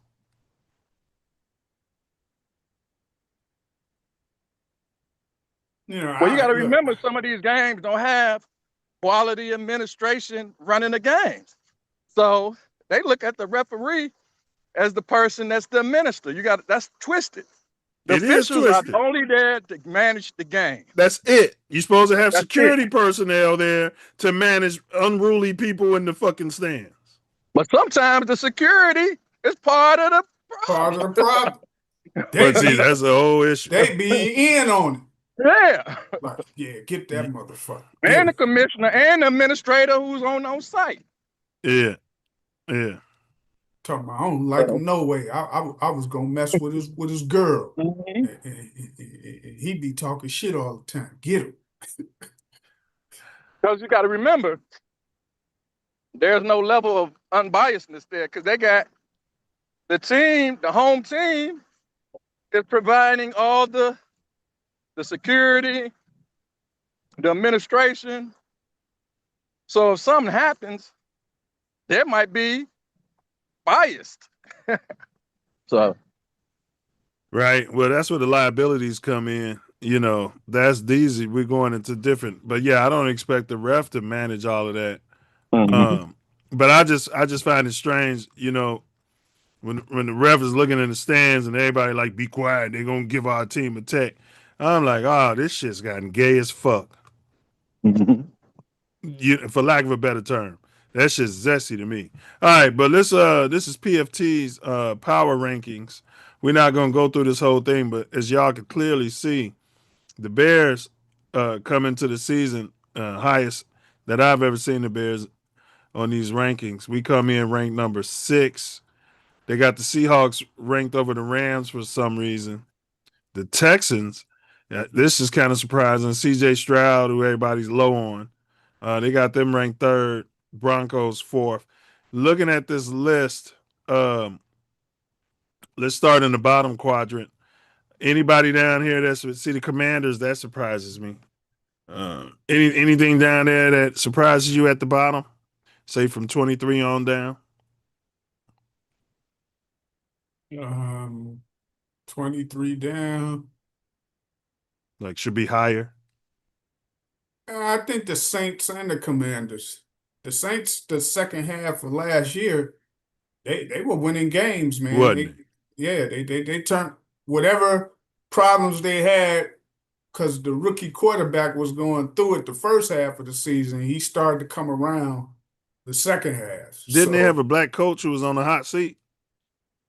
I don't know. I don't remember who they coach. I don't know who they coach is since Sean Payton left. But yeah, but they turned it around the second half of last season. And I think they almost made did they almost make the playoffs? Because their division was bad. Yeah, it's like one game away or something like that. Yeah, what so about them and the Commanders, I would say. I agree. 13-22. I think the Colts are a little low. They're Yeah, getting Danny remember Dimes back. they were 8-2 until he got hurt. Yeah. I think the Colts, the Panthers, uh, the Cowboys, and low key, Minnesota's a question mark because you just don't know what kind of You don't know quarterback at that play quarterback, yeah. is going to give them. But I But they say, was 9-8 last year. yeah. So I'd say the Cowboys, Colts, um, Carolina. I think Carolina's defense is going to be good. Good if they quit losing people. But but yeah, I think them and the Vikings could be good too. Just depending on the quarterback play. So would you move him like in the Bengals place? You think the Bengals are too high at 15? They just beat the Bears, but that shit didn't matter. Nah, hell no. That game didn't matter. Wasn't hardly no regular starters playing like they should. Right. You only had a few starters here and there. Um, But who would you move down? You know what I mean? Because so I mean so now we're like 7 down to 16. FGB, the Bengals. Um, you think the Lions are in a good place? The Chiefs in a good place? The Niners? well, Chargers like are the too high. Chargers, they too high. Yeah, I I agree. tell you that right there. They too high. Um, I agree. there's some that And could I think even the Bengals are the too high. Bengals can be too high. They could be over there in that 20 Yeah. to 25 And range. make them prove it. Yeah. I agree. Ravens at 10. That seems about all right. Yeah. Well, I think they should be over the Jags. Yeah. Yeah. But Jacksonville, their defense is good. They got a D, and I don't think they've been losing people in the preseason. No. So And they don't have a new offensive coordinator either. They running the same same system. guy back. Yeah. So they should be formidable. The rest of them teams in the top half, they look all legit. The Eagles lost AJ Brown and the Patriots picked them up, and then they 7-8. They could be possibly around where Chiefs or Lions are. Who, the Eagles? Yeah. Yeah, they could be a little lower. I Because agree. you just don't know how their offense is going to do. Maybe at 11 where the Chargers are or something like that. Patriots, you cool with them right there? Below the Bears? Yeah, because they're loaded offensively. They're loaded. I mean, they picked up Brown, they picked up Yeah. Dobbs. And they already had a good D. They went to the already Super had, Bowl. yeah, and then, man, yeah, they're pretty much loaded. So you think the Bears should be ranked higher than them? That's about right. It's about right. You can put either one in the other slot. What about the Bills? It's about right. It's about their defense ain't shit though. They're gonna have to show us. They So got to show us. you okay with the Bills being ranked above the Bears in the past? Any of them could be Interchangeable. switch the slot. But the Bills, their defense gonna have to show us. The Texans I know they got a great D, but this shocks me. Man, listen. Now their D is so good, but oh boy, did you see how weirdo he was looking? Yeah, he's doing some weirdo type weird stuff, pregame man. stuff like looking at his Man, finger. coming out. Did you see him coming out walking? And I was like, huh? And they were calling it something that he got from somebody else. And I was like, man, Was it I crip don't walking? know. No, it's something they call whatever. I can't remember the term, but I was like, he owns some different stuff than when he came in the league, man. He owns some different stuff. I don't. Well, he wasn't walking normal. You'll have to find like a clip when he was coming out of he was like coming on the sideline, and then they were saying, because I was like, what's up with him? And he was walking and he looked just like some different type stuff. Then they said he They say he put on a little pounds. I don't know if they said he lost weight or he put on some pounds. One or the other. But I only seen him because their game. He only played like he played a series or something. Yeah, he might have played 2. But he looked okay in the series or so that he played. I was trying to check out most of the games if they had them on where you could watch them. I was trying to check out certain teams. So, but I watched them. Is this it?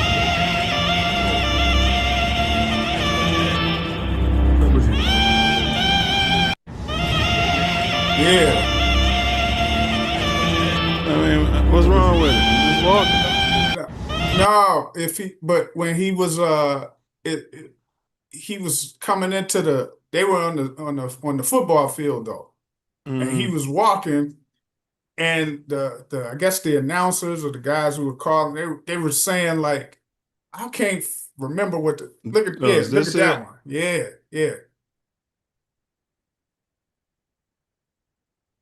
But they were commenting while he was walking. And I was like,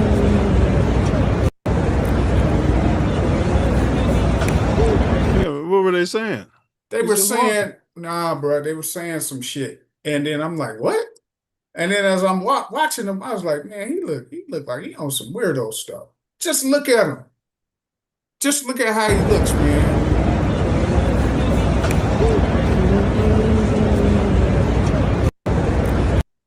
Hey, I gotta say that I'm scared of the Rams. He looked like on some goofy stuff, man. Well, this is a few pounds of this is what got me. Yeah. He also Wait a said minute. that he worked on the mental aspect of his game. That's what they were talking about. Mentally tougher, how to bounce back when things go wrong and move on to the next play.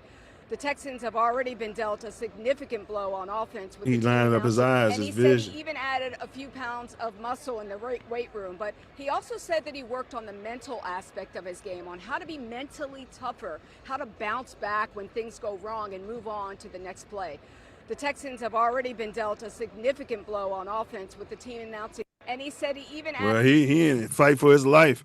What'd you say, Tez? So Tez, you got the Rams ranked number 1. I got the Rams, man. The Rams look scary to me, especially since, the defense then brought that boy back, the defensive tackle, Donald.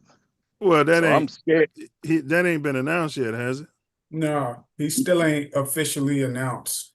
It ain't, but it's coming. It's coming. Yeah, he probably won't come to like week 8 or 9. Yeah, I mean, but the game is about attrition. So it's shit. If he just able to kind of muster until the playoffs hit.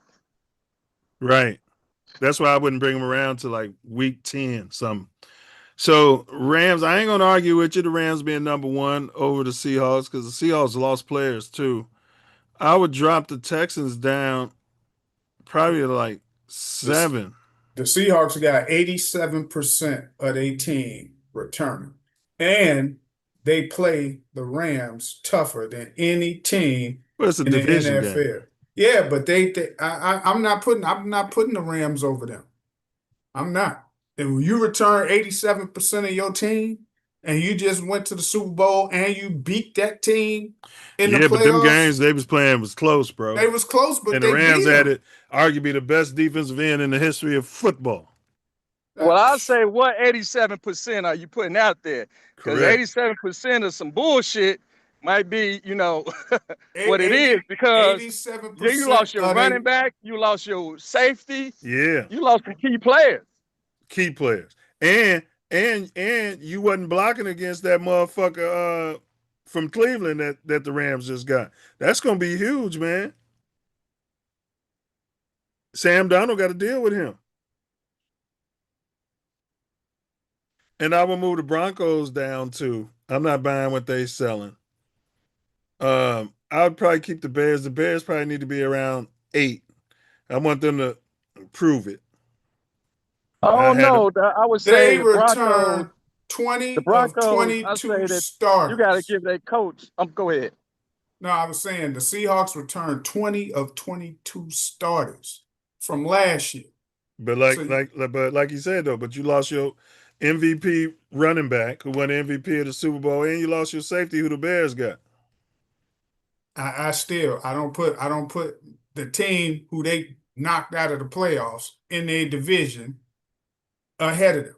I just don't. And they won their division. Look, you put that in the same odds of if the Bulls lost 80% of their play, and Michael Jordan was the one person they lost. That's a big difference. Well, I'm gonna flip that. I'm gonna say if Detroit won the finals and the Bulls had lost in a game 7 because they was on the road to Detroit in the Eastern Conference Finals, and then the Bulls brought in one of the best centers in the history of the game the next year, there's no way I'm picking Detroit over the Bulls. That's what you're forgetting, Diesel. They adding the dude who broke the NFL record in sacks. You can't ignore that. And it wasn't like they was beating the shit out of the Rams. Look. Lost 2 players, and the Rams added one of the best players to ever play the game. I'm not disputing that they did, but the guy who they traded for him was formidable. Okay, he wasn't no pushover. I talked to some Ram players about that. They fans, they happy about it, but they didn't want to lose, dude. They did not want to lose, dude. So I just, again, until you beat them, you're not getting put over them with them returning 20 or 22 starters. I get that they lost their running back, but they didn't replace them with a solid running back from Notre Dame. And then they got old boy who's coming back from injury that they had last year anyway. They got Jeremiah Love? No, the other guy. Oh, the other guy. Yeah, it was Love and old boy that was wrecking shop on people. And Love, Love was the main one. Love was the main guy. Well, Love was the main one because of his breakaway speed. But the other guy is he's kind of like Kenneth Walker when you think about him, the way he kind of plays. So I can see why they drafted him. But their games were close, but they. Well, he a rookie though. He gotta. He ain't gonna manifest his first. Yeah, he gonna have to get his lumps. Yeah. He gotta learn like the first 4 or 5 weeks. But by the time you get Kenneth Walker had some problems his first year. Yeah, by the time you get to the second half of the season, if you've been playing that first half of the season as a rookie, you're not a rookie no more. You're not a rookie no more when you get to the second half. Sometimes they hit that ceiling. Or they can hit the wall. They can hit that wall and be like exhausted, like God damn. Well, 17 I ain't used to 17 games. Shit. Well, we're gonna do our rankings next week as far as the NFL. We also gonna do we're gonna pick our Bears the week after that, go through the season. Last year, Tez, we picked the exact record the Bears ended up with. So you guys trust the analysis. We're not just a bunch of homers over here. We've been watching the Bears for decades. So I was gonna say too, the Broncos, don't sleep on them, because that coach out there, I would love to have him. He's like a Hall of Fame. Wait a minute. You'd rather have him over Ben Johnson? I would say He's a cheater. He's a cheater. Wait a minute. He just said he'd rather have this guy over Ben Johnson. There's the Moose. We got the Moose pulling up. He's a cheater like Belichick. I'm not going to get it twisted. He's a cheater like Belichick. I'm not going to get it twisted. He's a hell of a coach. He's a Hall of Fame coach. You ain't talking about no slump. No, he's he's from Illinois. He grew up in Chicago. I know. That's what Illinois was trying to get him. But remember, they had to trade. Remember when he was playing with the Saints? A team traded for him to come to they traded their player. You talking about Sean Payton, but he old, man. He old. Payton. We got a young Sean Payton now, bro. He is old, but he's still a cheating ass. He's still solid, he's just like Bill Belichick. And I don't know what's in his heart. I think he racist. What part of Illinois he from? I can't remember, but he coached down there. I think he racist. I don't know what's in his heart, but he ain't never had no Well, they black all quarterback, racist. and he never will have no black quarterback. He gonna sit there and say your black ass will be there, Cortez. He'll be like he ain't processing. He'll run you out of town like he ran Russell Russell Wilson Wilson's out of black town. ass out of town. You know what I mean? And Russell was actually playing good for him for a hot second, but he like no parts of it. He wanted to get your ass out. Yeah, he didn't like his attitude, black ass. He's too pompous. Talking They about brought him in there to fix Russell Wilson, Talking and about he he did opposite and got praised for that shit. Yeah, got too much damn money for me to coach him. Yeah, I can't coach him. Nigga, that's why we brought your white ass in here to do. Yeah, there was some money behind that too. They took a Hank, benefit. would you rather have too. Sean Payton or Ben Johnson? I throw that up in the air. I say Check your mute, Hank. Check your mute. Sean Payton. Can you hear me? Yeah, I hear you. All right, yeah. Oh, I got to roll. like What's what up, we Hank? got. I got to roll. I got to go to this meeting though. All right. What's going on, Tez? All right, what's going on? I got to roll out. All right, Tez, handle your Peace business, out. dude. Yep. Yeah, Tez said he'd rather have Peyton. All right, Hank, before you start, can we get an FGB out of you, sir? All day, every day. Fuck Green Bay. I know you didn't get it from nowhere else, but I ain't gonna say nothing now. I ain't gonna say nothing about that. Well, we did get it from Cortez. Right on, Tez. Yeah. And you know, he was a bunk buddy with your boy at Leo. God damn. They had bunk beds God at Leo. Yeah. Man, is this what I come into? This is what you come man into. love shit. Yeah. Hey, you know, you see Ace in the hole ain't here, right? Yeah. That's What you saying? What you saying? What you saying, Debo? Cortez was pouring the Epsom salt in the bucket so he could soak his feet. Oh God. Damn, this is crazy. hey, Hank, Tez was walking down the street and said, fuck Green Bay, and there was a black woman in the background. Tez had to put it on camera. She like, yeah, fuck them. And they in D.C. You understand what I'm saying? I know that's right. You know what I'm saying? A random black lady. Hey, boy, we come together when we need to come together. Don't we? All right, but Hank, we've been waiting on you. Okay.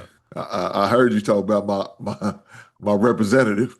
Well, Ace sent this over to us. We said we was gonna wait. You know, Ace sent this. Mitch McConnell. Oh shit! Now I don't know when it was. That motherfucker still hold on, boy. He still hold on. Before he was hospitalized. All right, let's see. That's Terry Comack. That's his chief of staff. I love you too, my gorge. So it's his turn to vote. Up means yes, down means no. How do you vote? McConnell. Oh, he voted up. He voted up. Yes. Now look, pause. That is the Senate clerk. He don't even know who where he knows that is. Mitch McConnell accidentally pointed up, and really he should have voted no. So he runs over to Terry and says, hey, Terry, mate, can I have your ear? Mitch voted up. Should have voted down. Terry. This is elder abuse. Quickly, Mitch. Hey, Mitch, mate. Mitch, stop. Mitch. Hard to get his attention. You right. This motherfucker Mitch was out of there. They told Mitch all you gotta do is put your thumb down and you can go back to bed. You voted up when you should have voted down. So Look at Mitch. He don't even know what they talking. Who is this Let's see what talking Mitch about? does. He's afraid when they get old like that. Man, seriously, bro. Like you have ever had an old dog? They get afraid. Their senses ain't the same as shit. McConnell. Oh. No. No. Changes his vote. Changes his vote. He didn't know how to do it himself. He needed help. He needed to be rescued. Like, shouldn't this guy know how to vote himself? He got Bernie no Moreno business. and a few other Republicans no here. business still Mitch is hold sat that right. position. He should turn in his flag and stand down. He need to retire. Yeah. I agree. And Bernie's like, we're voting no, right? We're voting no, right? Ted Cruz. Mr. McConnell. No. It's just like, maybe that's cool and all, but it's just like, why does anyone in the Senate need someone to tell them how to vote? Correct. You've got a whole state relying on you. If he needs somebody to tell him how to vote, that's not what y'all voted for, Hank. Y'all didn't vote for him to be so slow in the mind that other people got to tell him what to vote. Like, God damn. I agree with these, bro. And this ain't just Mitch. This has to be fixed in our nation. They need So are you saying that you think there should be a term limit? Or let's go any maximum further than that. age. Are you saying an age limit? Okay. Yes. Okay. I think a term limit and an age limit should be in play. Now I don't definitely agree with the term limit. I agree with the age limit. Yeah. But the term limit, if he keeps getting elected, correct. He keeps getting elected, man. Yeah, but people will do it just off of fucking name. So if he's in that condition, well, right? then whose fault is that then? That's the people. That's the people's fault. But there you go. That's who you put it on. Correct. They got to every 2 years, you got to be informed, right, for your local election. Every 4 years, you got to be informed for your national election. That's up to us as the voters to be informed. I shouldn't have to base it off what Diesel said or what I've seen on the news. I need to do my research. If that means I need a blind ballot and I'll compare these two candidates to each other side by side. What are their pros? What are their cons? What are they for? What are they against? I need to do that. Unfortunately, a lot of people are not informed. Now, it falls on the voter. I can't blame them if they keep getting elected just off the name. If you elect a so they're not informed, candidate, that means they're ignorant. If a person, they are ignorant because they don't they're a get bunch the of information. They're a bunch of goddamn diesels. They don't get the information. Window All right, Hank. Let's hear his rebuttal. A fucking moose just ram his fucking head into an iron fucking fence and think that he got nothing gonna be wrong with him. Now listen, can they get a whole lot of limits as far as they term? Yes, but I don't want them. At some point, if you get in your let's say you got for the Senate, which is like every 4 years, almost like a president, right? But the president only get 2 fucking terms, right? Yeah. So senators should have what? 8? 8, maximum out at 10? You saying 8 terms or 8 years? No, 8 terms. I'm using as an example. 8 terms is 32 years. I'm saying then Mitch is good. Then Mitch is good. Right. Most of them they ain't elected. So you might as well just do the age limit. I'm saying as a hype. I'm just throwing out term numbers, like comparable to the president. You just throwing out dumb shit. Okay, I got you. So, he said, "Yeah, right." if you gonna bite the bait, bite it. The dumbass fish, right? God, your belly full, but you still see the bait and you bite it, right? God damn, Diesel. But no, I don't think. I think you should have term limits for people, and you should have an age limit. Because if you're in your fucking 80s, I don't think you should be running for no fucking office. Well, yeah, and see, some people are sharp in their 80s, and some are, but it's very few. Yeah, and we know you still got to wear a diaper. There's no way you sitting in them meetings and you ain't shitting on yourself. Do you know what I'm saying? Like, you know what I'm saying? When you got to get up and take another piss. You know what I'm saying? Like, come on, man. But no, they're ignorant. That's ignorant. They're ignorant. That's ignorant. Hey.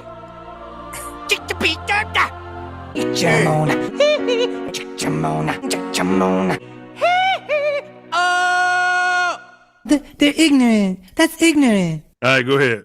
Hey, that meeting that they were having, I guarantee you, he broke wind at least 3-4 times. That's what he was looking for his wife. She was about to clean his ass. He know if he said, "Oh, I did poopy," and he go find his wife and shit.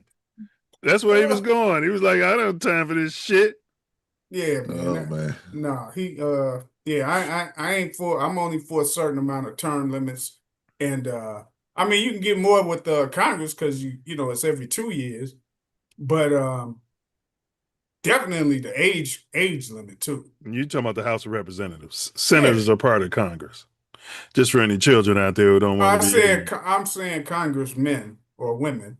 Okay, well you didn't say that. You said Congress. You sure got you know for Asian. I was clarifying that these are for any children who might be listening or any immigrants. Hey, you gonna get deported. You keep talking about the government structure. You keep giving out this goddamn bad information. Right? You know, what the fuck they we gonna supposed come to do? get you. For a fucking Asian, he sure does educate brothers. He's got to be opinionated on some shit, right? I'm gonna call your ass out on it too. We just do it all be, the time. No, you do it all the time. And y'all call me out, and I don't have a hissy fit about it. I stand corrected. Oh yeah, you Diesel, do. you know they passed an Asian hate bill, man. So They you better passed watch the your Asian hate goddamn bill. mouth. They sure You did. better watch your mouth. Well, Yeah. why don't you tell Lord Raiden sitting the fuck up He there? said Lord Raiden. Okay, I mean, Shout out to Mortal Kombat. I drive a Lincoln. I drive a Lincoln Continental. All right. Oh, boy, All crazy. right. Now, this is something I want to discuss. I want to start with Hink because I already think I know what Diesel's opinion may be. Jackson Dart, Michael Jackson Dart, you know, he's a tough kid. Okay. He's a tough kid. He's got Matt Nagy, Coach N-Word coaching him, calling the plays. I mean, so Dart's been getting blown up, just like Justin Field was getting blown up when he had Nagy at the helm calling them dumbass plays. Now, that's the same reason why they ran Nagy out of KC, because he got Mahomes hurt, in my opinion. You think it's a coincidence? Or you think this is what it is? Diesel might be able to agree with that. Diesel wouldn't have wanted Nagy coaching fucking nails. But anyway, he set it up where he had this running back trying to block this safety and got the quarterback blown up. Now, the narrative... Tracy Jr. Yeah, exactly. Now, the narrative, Hink, became on the big national sports shows was, should Dart play less aggressive? Should he change up the way he played, like the way they made the black dude at DC, like the way they always change the colors, right? When Justin was getting blown up like that, cats like Diesel and others were saying Justin was supposed to check out of that play pre-snap. He was supposed to, remember they was giving all these rules. He was supposed to slide over the fullback to block that safety and all this bullshit, or he was supposed to get the ball out quick. All the onus was on Justin Fields. Now, they're actually blaming the offensive coordinator, and they're saying that that Dart shouldn't change the way he plays, right? They said he shouldn't change the way he plays. This is what the national pundits are saying, right? These nepotism hires. Orlasky said you shouldn't change Dart's reckless QB style out of him. He said they didn't coach that out of Josh Allen, but mighty funny they coach it out of the colors. What's your take on that take? Yeah, if that's the way he plays, and you know that's the way he plays, and they allow him to be successful, why would you change anybody's game? I don't understand that at all. Now, if he's becoming to the point where he was getting his ass just handed to him every now, we might have to make some adjustments. But I don't think that's the case. So just like Lamar, why would you change Lamar's game? Lamar got a Heisman, won 2 MVPs. Why would I try to change his game? Let him play. He knows when he needs to get down or get out of bounds. If he don't know, he gonna learn. By taking too many hits. So no, I don't believe in changing nobody's game just because they like to run the ball. No, I don't. And I'm gonna throw it to you, Diesel, because the running is what they faking it until they make it. They gonna learn how to process all that other shit. But in the meantime, they can't stand back there and be getting fucked up. They got to take off. All right, Diesel, it's on you. What's your response to my rant? Well, I see right through your fucking camouflage. I know damn well that this ain't nothing but a fucking tape to compare Fields to the rest of the fucking league, right? You notice how he put it out there. And he wanted you to go first because he already know I'm going to blow up his whole fucking shit right there. So, Fields aside. Right. Any color. Jackson Dart, his career is going to be short, man. It's going to be short because he done took like 3-4 concussions last year already. You see him do an interview, his press conference. He's like, hey, man, I don't understand why every time I get hit, I got to go to the blue tent. Yeah, he got to go to the tent. So he's starting to look like Michael Vick his last season. If you remember Michael Vick his last season. After he came out the joint? Yeah, his last season in the league. Because remember, when he came out after his hiatus with Philadelphia, he threw the ball more accurate than he ever had done. Ever. He never was that accurate. But fast forward to his last season, guys would hit him in the midsection, and he would grab his head. like, oh shit. The play with Jackson Dart got hit in this preseason game. The guy, the running back boom, he hit him in the midsection. He was down for several minutes like he hit him in the head. But he lost his breath. He got his breath knocked out of him. What's that got to do with a head injury? We've all lost our breath before. No, we know not getting the wind knocked out of you. Yeah, the wind knocked out. But my point is that after you take so many hits for somebody like that, and that's right after his rookie season, he's already, to me, I'm picturing him like Vic in his final season. Vic kept getting hit, low, but he would grab his head. Like something was wrong with his head after he got hit, but he wasn't getting hit up high. So I don't think his career is going to be that long. There's no proof that mobile quarterbacks. Look how long John Elway played. I'm not talking about. I'm Steve Young. I'm all for more mobile quarterbacks. I used to love Fran Tarkenton. He was one of the originals. But that mobile quarterback, because of his concussions that he's had already, he's not going. His NFL career is going to be shortened if he doesn't eventually change up his style of play for his health benefits. Now, it's hard to do because that's just how he naturally plays. But yeah, it's football, bro. Yeah, it's hard to do. But I'm just saying for his health, bro. If he get two more concussions this season, shit. Hey. You saying he gonna go out like Tua? Man, now I was gonna say Tua's not a running quarterback. He's a passer. And he took more hits than anybody. Thank you, Hank. Because his offensive play call is calling all these fucking routes and got him standing back there, and he getting hit from the blind side. And telling his ass to stay back there and don't run. I mean, let's not forget he's the one got his asshole busted wide open in college. Oh shit. I mean, we all remember. It's always a fruity reference. I mean, wait a minute. I don't understand this shit, man. Was that in college or was he in the league when he did that? When he got his butt? What? What are you talking about? He said he got his butt busted. I don't know. I hadn't heard about anything. It was Tua. Me neither. I mean, y'all don't remember the play. Maybe Diesel, you get them community emails. We don't get those though. We're not on that thread. See, no, that come from he was probably watching some Godzilla movie right up his alley. You were probably watching some Godzilla. Asian, right up his alley. You were probably racist. You were probably watching something involving Arkansas or Alabama or something like that. But no, Tua had a play. I'm not sure if it was in the NFL or college. He got hit. He got hit hard, and he literally had it was in college because they were talking about, will he get drafted? Who's going to draft him? Like, will he be a first-round pick?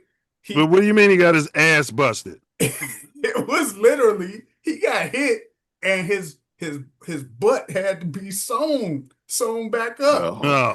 Jesus Christ. I'm telling you, bro. Only Diesel would be noticing. Funny, me and Hank don't remember this. I was watching the game. Only Diesel. I'm not saying it didn't happen, but it's just nothing that Diesel will be noticing this shit. Yeah, and remembering it years later. Enjoying it probably.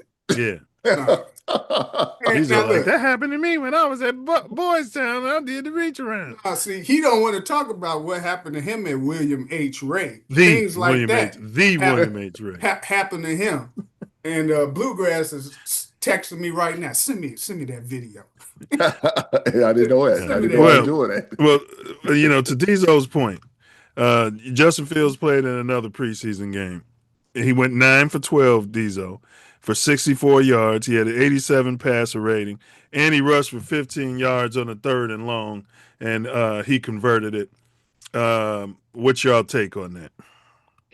I watched that game. Okay. And I can honestly tell you this. That dude does not look comfortable. He don't look confident with that damn helmet on his head. he just don't. I'm like watching him, bruh. He'd make a 2-yard pass, a 4-yard little pass. Peter Woods is Hold on. lining Go up. ahead. My fault. He's getting sacked. He got sacked. I only seen one sack. So you're gonna blame him for that sack? We're gonna show. No, the one sack that he got that I seen, that was his fucking fault. He could have threw the fucking ball away. They were like driving and he scrambled back and scrambled back. That one. Yeah, and they had to, and then they lost the yards, but made the field goal. Yeah. But no, The it was other the one first I didn't one. see. The other one I didn't see. Yeah, you ain't see that one. I missed it because when I looked back and I seen the stats, I was like, damn, he got sacked. So that one you talking about, it was third down, and what Justin was trying to do, he had already ran for a first on third, and he was trying to do it again, and they was on his ass. So then he didn't know it. You're right. He should have threw the ball away. Yeah, but I just don't know, bro. I was watching him, and I was like, man, he don't look confident. We got the tape. You can show the tape, but he didn't look confident to me, bro. I watched. I think all of him, for the most part, playing. I'm not sure when they switched their QBs, but he just didn't look very confident to me. Well, he's new in the system. Yeah. And he still went 9 for 12. You talked about all the bad stuff. I didn't. I said he was dinking and dunking like he always run the dink and a dunk. Peter Woods is lining up over the right guard, number 99. That's JF6 right opposite Chris he more high yellow. Oh no, that's the backup. Is that Justin? That's Justin. No, that's your boy.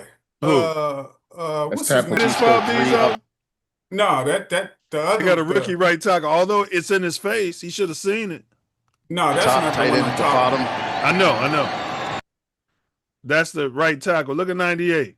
Ran right past his ass. He's supposed to grab him. You can't let this motherfucker. You can't let him just run past you like that.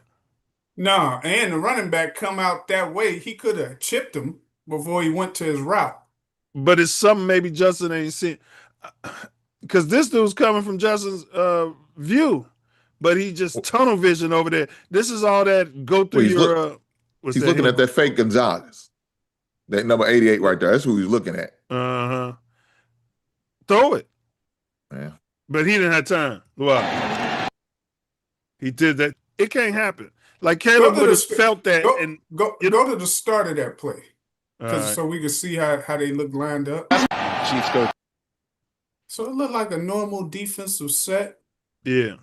Possible pressure in the middle. Well, they look like they're about ready to blitz though. Yeah, like possible pressure in the middle, but you got two blitzers right there. The tight end should have chipped this dude, but this right tackle has got to do his damn job. Yeah, see, now that's what's throwing me off. The tight end goes out in the pattern, doesn't he? And don't even chip this dude who's got an obvious. Somebody's supposed to say something. This center, somebody, like you said, look at the pre-snap read. Somebody's got to say something. And it could be on Justin. He's got to check to something because this dude is coming clean. Yeah, but it's 3rd and 3, though, so they're trying to get the first down. So he's not going to have time to chip anyway. Everybody go. That's what he's. And he's got to get the ball out quick if it's only 3 yards. So let's see what the 88 did. He's probably open in the beginning. Yeah, it's a 3 up top, tight end at the bottom. So he go right into his read should have been to him from the beginning, but that tackle's trash. Yeah, trash. He's a rookie. He's got to get over. Okay. He's got to get over. Look at his legs, Diesel. Yeah, he already knew that he was too far in. Why are his legs like this? Yeah, I've never seen this before. That's why when I'm first looking at it. Truth be told, he should have never been dropping back. It's you less than 5 yards. You're already in shotgun. Right. That should have been a quick correct pass. Not that far back. Not no 7-step drop. Correct. That's on him. And his footwork is off. He looked like he can cross himself over and trip himself. Yeah, he's been in the league too long for this. And he's tunnel vision. This is that progression offense shit. And I don't necessarily like that. They be getting Caleb fucked up with that. Stay on 1, then go to 2, then go to 3. Nah, man, you should know. And that's what the dude he's quarterback for the Eagles, Hall of Fame. I mean, for the Rams, Hall of Famer. Kurt Warner be talking about. He said he knew pre-snap that more than likely, in this case, this tight end was going to come open. So he'll look real quick at the first read, and if it wasn't there, he didn't go through second and third. He went right back to this dude and would have just dropped it to him. Yeah, certain shit, like how you say that they be trying to put Caleb on that shit. So, Yeah. like, they're asking Ben Johnson all these questions about the offense and the defense yesterday. And he was like, oh, no, I got to go back and watch the tape. Couldn't tell you right now. I got to watch the tape. Couldn't tell you. They got the one question on the pass that Caleb threw. And he said he should have went somewhere else with it. I said, motherfucker. I know. Caleb's his boy. I'm just astounded that every question the reporters asked about players, he said he got to go to the tape. Offense or defense, he said, I got to go to the tape. I love that you brought this up, but we're going to get to it later. Yeah. I was going to discuss that because that's Ben Johnson. And he sounds like me. Yeah, and he's probably been coaching Caleb. Caleb was going for the motherfucking big game hunting. And Ben Johnson was pissed because somebody was fucking open, and he ain't got to look at the tape at that one. He saw it on the field, and he probably was telling Caleb to hit the check down on this play. He's going to be open. Caleb made a decision to throw it to his boy. He keep calling the tight end, my boy. He keep calling him his boy, and he was forcing it down there to his boy, and he ain't learned, and that's how we lost in the playoffs to the Rams last fucking year. And Ben Johnson is sick of it. Now listen. I'm sick of Ben Johnson, punk ass, if he's going to sit up there and they ask him every fucking player and play, and he says, hey, I can't tell you right now. You just want him to give reach arounds to Caleb. You just want him, you want him, you know what I'm saying? You co-signed it. Did he not? Every time they asked him a question, he said, I got to watch the tape. Till they got to that one question, he said, I thought he should have went somewhere else. He's trying to coach him up. What every other player and what did Caleb say when they asked him about it? Caleb said, I don't know how it's a coaching thing because we got to look at the tape. Right. Well, he said the tape, right? But Ben Johnson But they've been coaching his ass. Man, listen, bro. If I tell somebody you got to look both ways before you cross the street after the walk sign, and you walk your ass out there when you got the walk sign, I ain't got to see tape for that shit. Listen. That motherfucker seen that game. He's sitting right there just like us. I'm sure he knows on some of that shit that they asked him what the fuck happened. You just want to coddle Caleb. We're going to get there, bro. Justice for that, really. This dude's got to fucking do his job. That was bad. That was trash. I would have done a better job than this. Tackle. And then he had all that rotation ready to run here. the ball. That's crazy. But Justice shouldn't he feel this and step up, though? Yeah, he should feel that. And did you see how the running back act like initially he was going to go outside and chip that guy? And then he just went in and run out to the pattern. Because he's trying to get open. That's an intermediate pass, Diesel. One thing about Fields, man, I hate that he brings that ball down that low like he does. I don't like that. His arm angle ain't changed. He still got that same angle when he was with the Bears when he came in the league. And it still upsets me. His mechanics, y'all don't like the mechanics? Yeah, no I don't want to do hold on, Milz. Speaking on what y'all was talking about, look, I know Diesel, that's your boy and all that, and you're going to defend him to the end. But that's always been a problem. Him always looking for the big play instead of looking for the chuck down. This will be his third season year. He's been doing it ever since he was in college. So this is nothing new. It's just going to be a habit. It may not have been. Hold on, let him finish, Diesel. Let him finish. I'm agreeing that it could be because I haven't. He didn't finish his thought. No, but I know what he's saying. He said, "Fuck my thoughts." He knows what you're saying. No, he's a mind reader. I haven't seen the play where we can say who else was open or anything like that. I'm just pissed that Ben Johnson took it upon himself when they asked him 50 million questions, and every question he kept saying, I have to watch the tape. I couldn't tell you. I can't make it. He told him flat out. Sometimes a coach or a parent just gets frustrated. Man, listen, he told him flat out. And that might have been a play he remembered because he barked at him right after the damn play. Yes. It's the shit. He is a same story, just a different day, and that's all it. It's a bad habit. He went for the gusto when we just need to get the 5 yards, get the first down. And that's all he had to do. But he chose to go downfield to try to make the big play. It's not always going to be there. That's been something we've been preaching for at least going into this third season. Right now, we've been doing it. He's been doing it in college, like I said. Man, he called that fucking Matter of fact, play. hold on, Diesel. Even during the draft evaluation, that was one of the drawbacks they had. He wants to be like Brett Favre and make all the big plays. And sometimes you got to just chuck it down and get what you can get and move on to the next play. But that's been his MO. And to Hink's point, I'm out here in Cali, as you like to point out, and I've met several USC.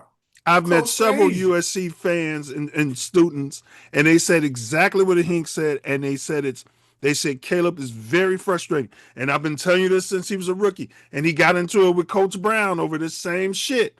And let me say this.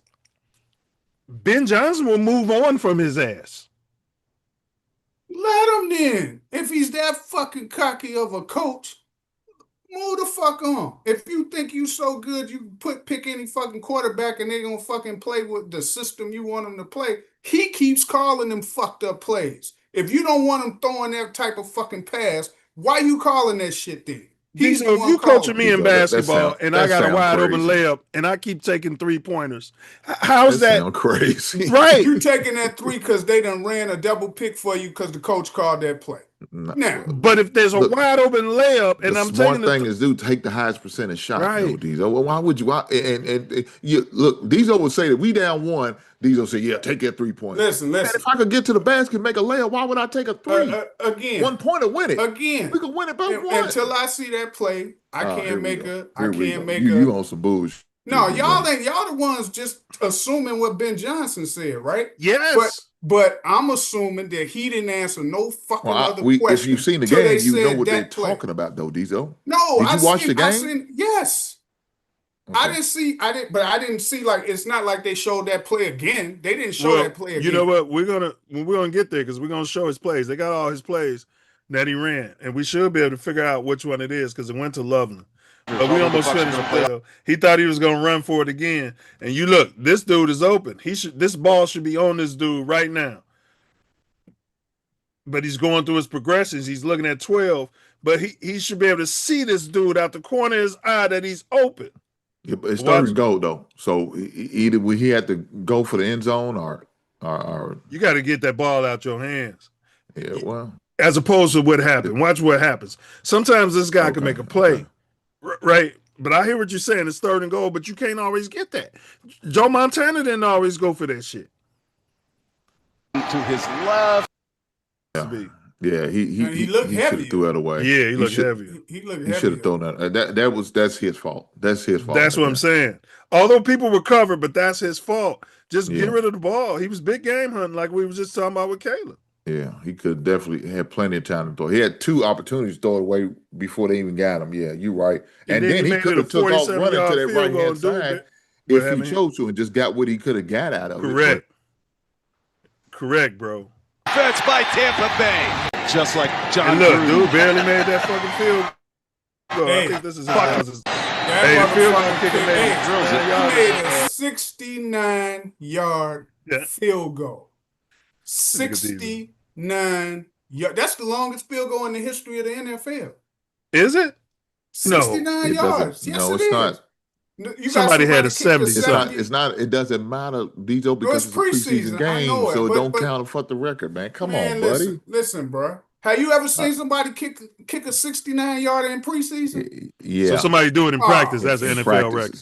Yeah, it counts. That's what I was gonna say because that ain't nothing but a glorified practice. Man, this is a motherfucking SCE nut right here. You can't give them. You can't. What's an SCE? What's an SCE nut? That's you. What is that? A SEC nut. Oh, okay. A nut case. You can't SEC. fucking give them a credit for I don't know what SCE is. What is that? Is that a? I said the SEC. That's the Moose Conference. Hey, that'd be a nice T-shirt. Put a peanut on there, an SEC nut. He could love that. Nut. Yeah, put him on there with the fucking moose head. Speaking of SEC, did y'all see what's going on with a guy who's supposed to be playing for Cleveland? going back to college. Yeah, we're talking about that, bro. That's the on first move, baby. It's on the docket, y'all. We're gonna be talking about that. Hey, they did it in the NBA. Why can't they do it in football? We're gonna talk about it. Y'all jumping the gun. Hey. Okay, my bad. But Diesel, you was right. The longest was 68 yards by Cam Little of the Jaguars, and I thought it was 70 something. So the longest field goal on record is 68 yards. So that would have been a record. an NFL. Did you see how when he kicked it and they were going to halftime? I was like, why the fuck the Chiefs going so crazy on the sideline? Pat Mahomes and everybody, all of them. They's like, I seen that shit. I was like, God damn. I was he like, damn near hurt his knee. But go ahead, go ahead, man. We was right there anyway, so you didn't really jump the gun. NFL players can return to the NCAA, and there is a player that LSU is going to be the first team to ever take a former NFL player going back to the league. What's y'all take on this? How y'all feel about this? He negotiated and did what he needed to do from Ole Miss to LSU. Yeah, and he okay with it anyway, Diesel, because and he realized he's going to get more money to play in college. That's true. I don't blame him. I don't blame him either. Hell yeah, get your bread, fellas.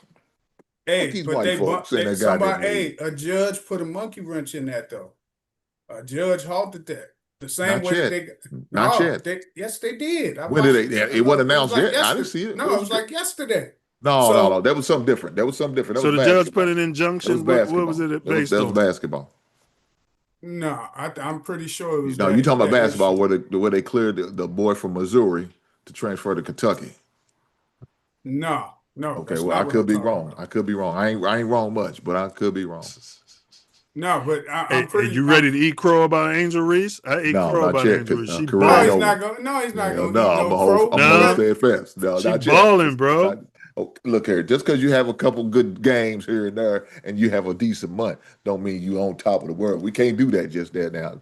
I was listening to you earlier. If I was her dad, I'd be proud of her, man. And you know what I'm saying? And any young man out there, that's a good woman. And I don't think she's a carpetbag licker. God. No, she not. Shout out to the Bulldaggers. She not. she wanted that 15-20%. Yeah. That ain't. So yeah. She making me eat my words, bro. Go find this information, Diesel. Yeah, find this information. Oh no, it ain't no. I'm telling you, it was just same way that they passed it. I know, we know we got to fact check you and Ace. You and Ace's information. No, Ace is the one. Ace, your butt Ace buddy. is the one with bogus. It's your reading comprehension skills that we got to fact check. No, that's who you check. We need when you to in the stop bunk. this. When you in the Why bunk do we got to say this? Because that's your butt bet. Because you all These are it's your reading comprehension skills that we fact check. It's Ace's data he sends us. We know you read something. But we don't know if you understood what you were reading. I check y'all all the fucking time. Okay, well then where's your information that you talking a lot, but you ain't talking. He ain't produced the information yet. Like I said, you gonna try to bring up your alternative lifestyle and throw it in on us. Come on now, Diesel. SEC nut, just like I said. Okay, well, Diesel's looking up some data. Where's the information at, brother? You just stand by, motherfucker. While Diesel's doing his Diesel's windmilling in line, let's move on. Well, hold on. While he's doing his research, we got some comic relief. Ace sent this. Speaking of Ace, he said he got footage of Diesel getting his A1Cs checked. That's what he said. I know what he literally said. Be very gentle. Be in and out before you know it. Hold on now. Just relax. My problem ain't back in that area, doctor. Be very gentle. Be in and out before you know it. Hold on now. Just relax. All right, Diesel. Ace sent that. My problem ain't back. And he said that's you getting your A1Cs checked. Yeah, well, he, like I said, he got your boy giving him Epsom salt for his feet. So, I mean... Who's doing that? God, his Leo buddy, his bunk bed buddy from Leo. He filling up the thing, putting the Epsom salt in there, let him soak his feet. Maybe he well, hold on now. The good Lord washed the people's feet too. Now, is that a problem? You wash your feet on your own, man. And he was washing the female's feet. Yeah, Okay, well, there you go. you ain't gonna be Yeah, that was a having female. you ain't gonna be Okay, having well, no there you go. dude putting no Epsom salt in the bucket for you. Yeah, washing your feet. Yeah. Okay, well, that's Beezy, I it. know it's how you filibustering right now, but you still ain't got that goddamn information. Man, listen, why Mitch you trying McConnell would have wait a had minute. this information. Why you He trying to would have rush been me? had it. Why you trying to rush me? Both of you motherfuckers. Why you trying to I rush know me? you trying to be the newest whip of Illinois. Well, while I see he's what's looking it going up, let me on. give my take on it. I agree with you, Hank. I don't have a problem with it, but it's not going to be a problem to somebody get killed in the NCAA. One of these kids have been working out in the league, man, taking all that them supplements they've been getting. He gonna go back and he gonna hit a freshman, an incoming freshman, and it ain't right. It ain't right, Hank. It ain't right for the safety of the players. I'm saying you wouldn't want your son to be a freshman on the yard running back and some fucking linebacker that's been on the NFL for 6 months. You know what I mean? And your son is a freshman and he got to get hit by him.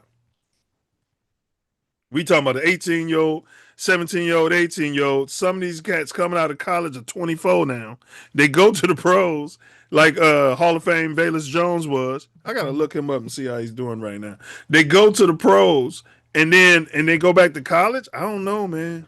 But he never played in a game, so The difference with basketball is you get drafted or you declare for the draft, you get drafted, but you don't sign a contract.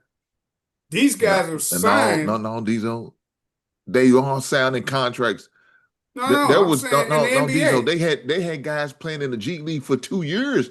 Yeah. LSU had some. Yeah, they signed the contracts. You have to for liability. They never played an NBA game, but they played in the G League. That's what I'm talking about, the NBA. Because they don't But consider, they under contract though, Diesel. They're under contract for a team. Yeah, they just never got called up. They never got called up. Right, but it's the same thing as if they sign and go overseas. Right? You can come back and play in college. But right? You saying these college players, they ain't signed no contract? Well, you saying potentially they could. No, if it's like if you get drafted by the NFL, G League, right? So if you get drafted, there's a practice squad. It's still an NFL contract. There's a minimal league play. Yeah, it's a little bit different. But okay, so was he under contract with Cleveland? That's what I'm saying. That's what I'm saying, bro. Which one? The guy that's trying to return to college? The one that's going to LSU. Trying. He is. No, I'm saying he. Again, they passed him. They passed for him to be on the squad. I'm waiting for this information. These are why they passed the law, but I'm telling you, another judge the same. So look, you had judges in the state courts. I don't know what's happening with his slow motion ass internet. Who you on? Obama playing? You got a Obama playing? All right, I'm gonna try to find it. I don't know. Help him out. Help him out. You're slow-minded, buddy. And Window Liquor's having trouble. Well, I mean, this is why they had the smart kids like me helping the kids in short bus, down there in hell and that. Okay, so listen, you SEC nut. So the temporary rulings, the judges in the state courts, such as Louisiana and Colorado, issued temporary restraining orders allowing select class of 2022 athletes of 5th year of eligibility overriding NCAA rules against professional contract returns. The catch was to return to the NCAA, affected players must legally terminate pro contracts, repay money received, such as signing bonuses or salaries. The NCAA pushed back, saying they strongly oppose those decisions, arguing destabilizing college sports. A federal appeals court recently granted the NCAA a stay in a related case, meaning the broader eligibility status remains volatile and unfinalized. So they basically overturned it in a federal appeals court. Now, it's probably not over. You still going to probably get what's another the date ruling. on that, and what's your source of it? Where are you reading from? This is, look the shit up. I'm not about to tell you. Oh, shit. What type of shit went on SesameStreet.com. Look it up. Shortbus.com. I can just read something. I asked you a simple question. What's the source and what's the date on it? Come on now. I mean, you can pull up on let me see. Yahoo No, Sports, Diesel, you know what he meant. Come CBS on, bro. Sports, Yahoo Sports, No, Fox, we want to know Sports. what your source is, where you read your book. That's all we ask. I'm telling you all of the places you can go read it. No, where did you read it from? Let's move past this, bro. Yeah, this motherfucker here. We've spent enough time on this. And that's from ESPN, the one I just told you where the That's federal. all I was That's all we asking. asked for. Yeah. The fuck wrong with y'all? I done told You you. know One what the fuck's wrong with you? That's all. What's wrong? I'm telling you all of the different sources. Okay, it's from ESPN, and what's the date of that article? That's from like yesterday. Like yesterday. You see why he's in the short bus? I just seen it. I just seen it this weekend. So yesterday would have been the only other day. Look, under the usually have a picture. There's usually a date. There's always a date. Jesus Christ. No, there's no date. 21st. The 21st. Okay. See, how hard was that, Diesel? Okay, Diesel. All right. So now, Good job, as of what's breaking today, there's a player that Hink was talking about that is going to LSU. Yeah. Again, the first thing I said was Louisiana and Colorado. The state courts issued that, right? Yeah. But then the last thing I said was a Federal injunction. appeals court. Yeah. Overrided that shit. So it's kind of like at a standstill. So you're going to probably get on Monday or Tuesday some type of shit legally that sooner or later it's going to be like something that Congress is going to have. If they're appealing it, though, Diesel, it means this whole steadfast. He can still do it until the appeal gets revoked or done. Right now, appeal means it's going to still happen. The appeal didn't always go through. They're just appealing it. So whatever was last decided is going to continue to go until that appeal is heard. They haven't heard the appeal yet. They said they recently granted the NCAA a stay. So if they granted them that, they're basically saying, no, this shit ain't going on. So your position is that the NCAA don't want these players to come back? No, they don't. Why not? They don't. Because what happens is you end up fucking up the schools in terms of recruiting players out of high school. So what you end up doing is that's been messed up then. It's gonna be just redshirt those kids. It's even more. But Diesel, if you're worried about that, Diesel, that's been messed up ever since that COVID year bullshit. Well, that's been. But that's why they gave. But that's why they gave an extra 5th year of eligibility because of COVID. This is in general and has nothing to do with COVID. But Diesel, if you're the running, say if you're at Chicago State, and you may feel that way, that this will hurt opportunities for younger people, then you as a school could say, I don't want any of these players. That's a personal choice. Right. But the schools who do want it can take it. You can't compete against them. If you got people coming back, they're like 5th year, 6th year seniors, and you talking about freshmen who gotta learn first, right? Okay, well, everybody can do it. This is not only for just the SEC schools or the Big Ten schools. Anybody, as long as they got the scholarships, they could give them to them. Okay, but listen, coaches choose not to. That's a choice. That's a personal choice. Have you heard NFL players talk about former players who are out of the league? Because I wouldn't, you wouldn't expect to ask like current NFL players, but players who are out of the league. I heard their opinions on this shit.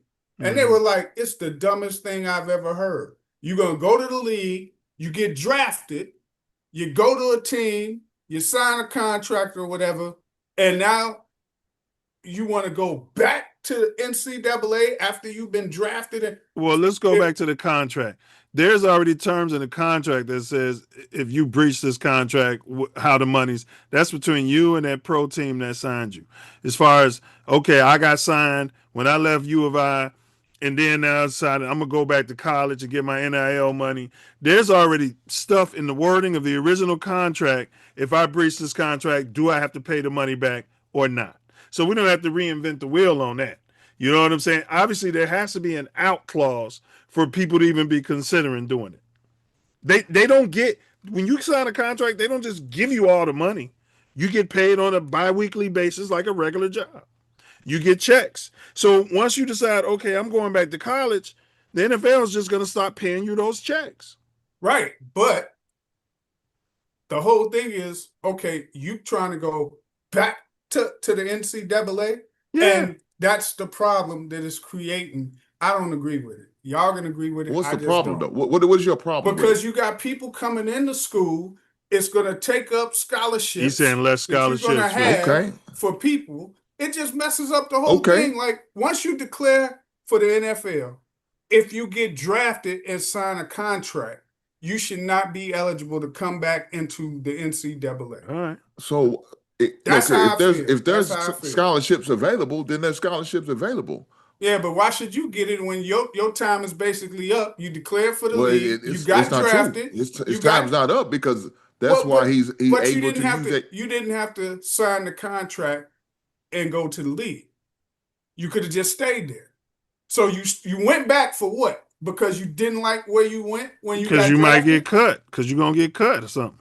Oh, and if you get cut, same thing, bro. You got to deal with life, man. You can't go backwards.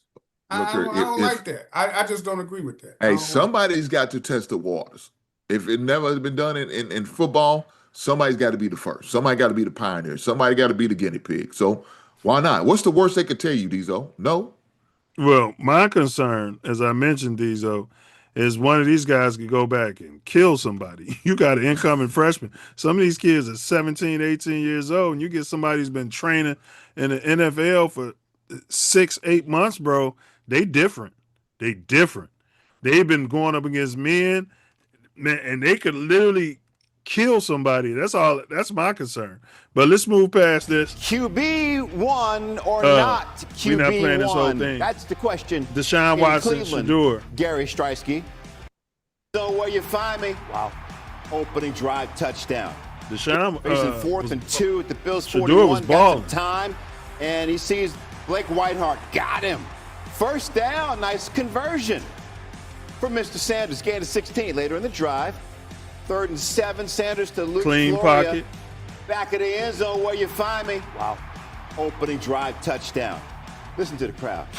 Game tied at 7. Second quarter.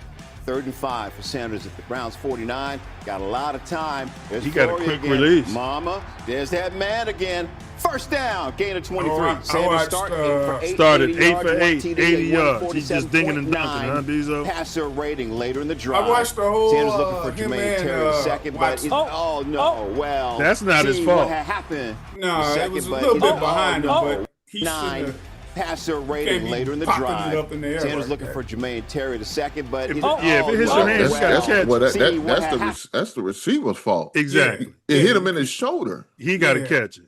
He was afraid of getting hit. He had alligator arms going across the middle. You heard what Chris Carter said. I don't like them body catches. I like hand catches. The dude get his hand in there. Only thing I would have did if I was to do it right there, because you see the other linebacker coming from the other way, or the DB, I would have just do it kind of low, so he can go to the ground kind of and don't have to worry about getting hit by the oncoming linebacker. That's the only other thing, but it was still on there. Well, he would have caught it if he had used his goddamn hands, though, Diesel. He tried to catch it with his body. Yeah, Diesel don't think it. He ain't blaming Shedeur. He just, saying another way. You'd never say that about Nails, though. If that was Nails, you'd be defending everything about The fuck if I wouldn't? Shedeur did first half. If that was JF1, you wouldn't even looked at the whole play. Oh, that's definitely the receiver's fault. Definitely. Where he's come from the moment I got here till now. This guy. Very impressive. Oh, who the fuck made him the head coach? I know. He's a Sanders, but he's a Sanders supporter. He's been wanting him. He's been flip-flopping his ass off. Oh, okay, been flip-flopping. Because he could have named Sanders from the jump. He been like Watson is his main man and all of this shit. I'm going to say this. I don't think it's because of the head coach. I think they realize we're paying this man a lot of money. There's no way we can have this guy as a backup. That's the dilemma right there. He's been a backup the last 3 years that you paid him. He wasn't eligible to play, and then he was hurt. So so they don't. It's a wash now. This is last year on that contract, and you're not gonna re-sign him. He got another year, but that ain't. You ain't got to. You ain't got to pay him. Right. You can cut him. Home field. He's only played 19 games. All right, here go Deshaun. He played bad. We ain't got to show this. What I was trying to get at is the booing. Oh, they booing the hell out of him. Deshaun, yeah. Whenever the whole stadium like booing and stuff, like when the shot get in, because he going out there, he trying to put in work too, just how we all are. So, you know, just as being a person, like I don't really like that, and I don't really, you know, respect that. All right, well, listen, Okay. final score doesn't matter. So 31-7. Bills Shador, win. Here's y'all like Watson. Shador comment the way he commented on Deshaun getting booed? Yeah, he's taking up for his teammate, man. He don't want to see Yeah, him. I mean, it's right. That's the right thing to do, though. Yeah, you don't want to see him getting booed like that. I know why they booed him like that first play. He like threw a pass that was like right. It didn't even go a couple of yards, man. Like, and they were like, "You just come in for him, and then you come in and throwing some shit like that." So they start booing his ass. So I get why they was just booing. Well, listen to Deshaun though. After his return. Oh, he's. I think you guys know too, and I think the whole world knows. It has nothing to do about the performance. It's So he's nothing to do with that pass you talking about, Diesel. Let him finish. it's a little bit personal than that. So I think that's it's a disrespectful thing. So yeah, I mean, I'm gonna keep whatever I feel with me and my family internally on how I feel about that, and yeah, just move on. But don't you think, Deshaun, that winning and playing better would eliminate some of that booing? Last time I played on this field, I tore my Achilles. And that same fan base, they cheered when I got hurt. So does that have to do with, what does that have to do with anything about performance? When a person get hurt, especially for your own city, and they cheer. Does any of that make you regret coming here? No, I don't regret anything in my life. You know, I think the Lord put me through situations for a reason, so I don't regret anything at all. So he's rich. Before y'all comment, if he was blonde-haired and blue-eyed, now comment. Imagine he's white, Diesel. Now go ahead. I want to hear your comment. And imagine that's a white boy standing there. He's got no humility. Because what he should have been saying was, "Hey man, damn, they got every right. Damn. They got every right to be booing my Jesus performance, and whether they booing personally or for my performance, hey, I get it. You hate the brothers, don't you? What do you mean hate the brothers? You hate the brothers, boy. They got every right to be booing You him. hard on us, boy. They got every right to boo him. He been there. They paid him all of that money. This is first game back there since he been hurt, and when he tore his Achilles. Did they have a right to cheer him when he tore his Achilles? To cheer for that? Man, I don't know if they. I mean, if he was playing bad and they like, hey, we can get a chance to see somebody else. Oh my God, you're gonna justify that? Right. That's on They fans. gonna double down on the bullshit. Hey, this is crazy. Do you think the treatment would be different if he was a white boy? I don't know.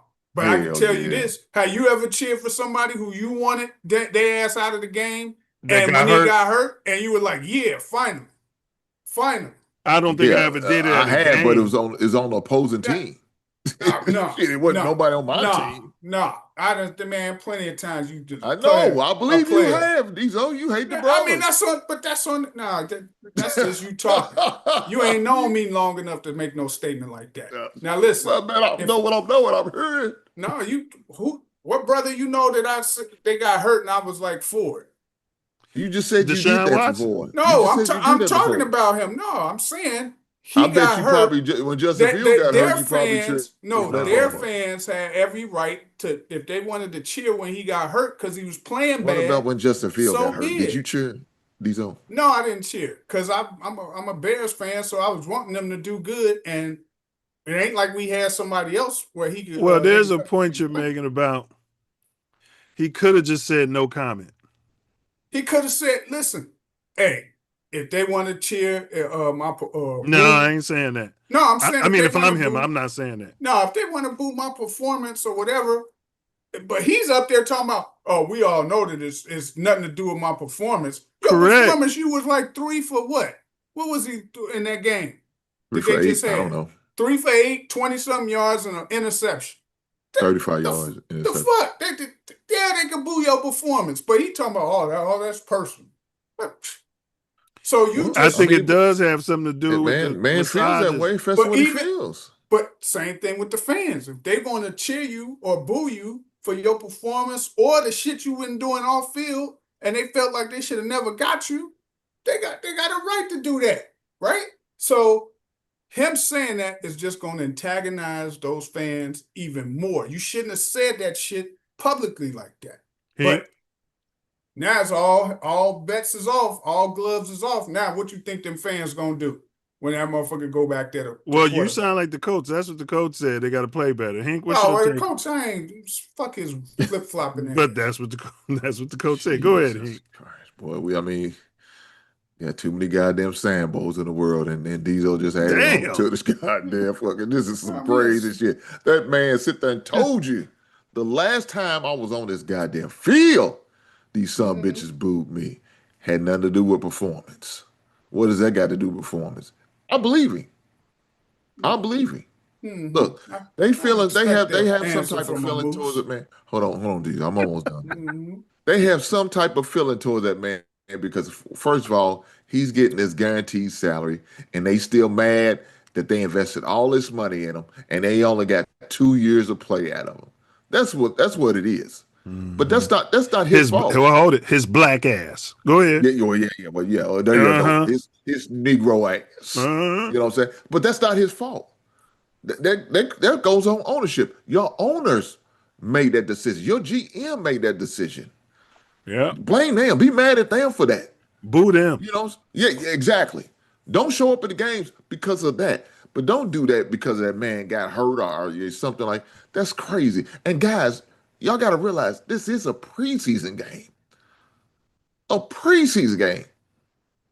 You know, so I don't agree with it. I think it was classless, but I'm not surprised by Cleveland doing Cleveland shit though. Right, and then they acting like they got a great history of great quarterback play there. You know, boo the whole fucking organization for being shit. But let's move past that. This is and they said Sanders was lighting them up in practice. But this is the overall preseason stats. Sanders 15 for 22, 153. Sanders should have been getting all of the snaps, man. This is bad coaching in my opinion. But who y'all think should be starting? He had no number ones playing with him on offense on that game yesterday. When Deshaun Watson played at Soldier Field, he had number ones starting with him. Right. Sanders ain't played with no number ones. That show you how they the fucking flip-flopping coach keep trying to set him up to where he don't do well. And started 8 for 8 because they want to get a white boy. I think they trying to justify why paying him and playing him.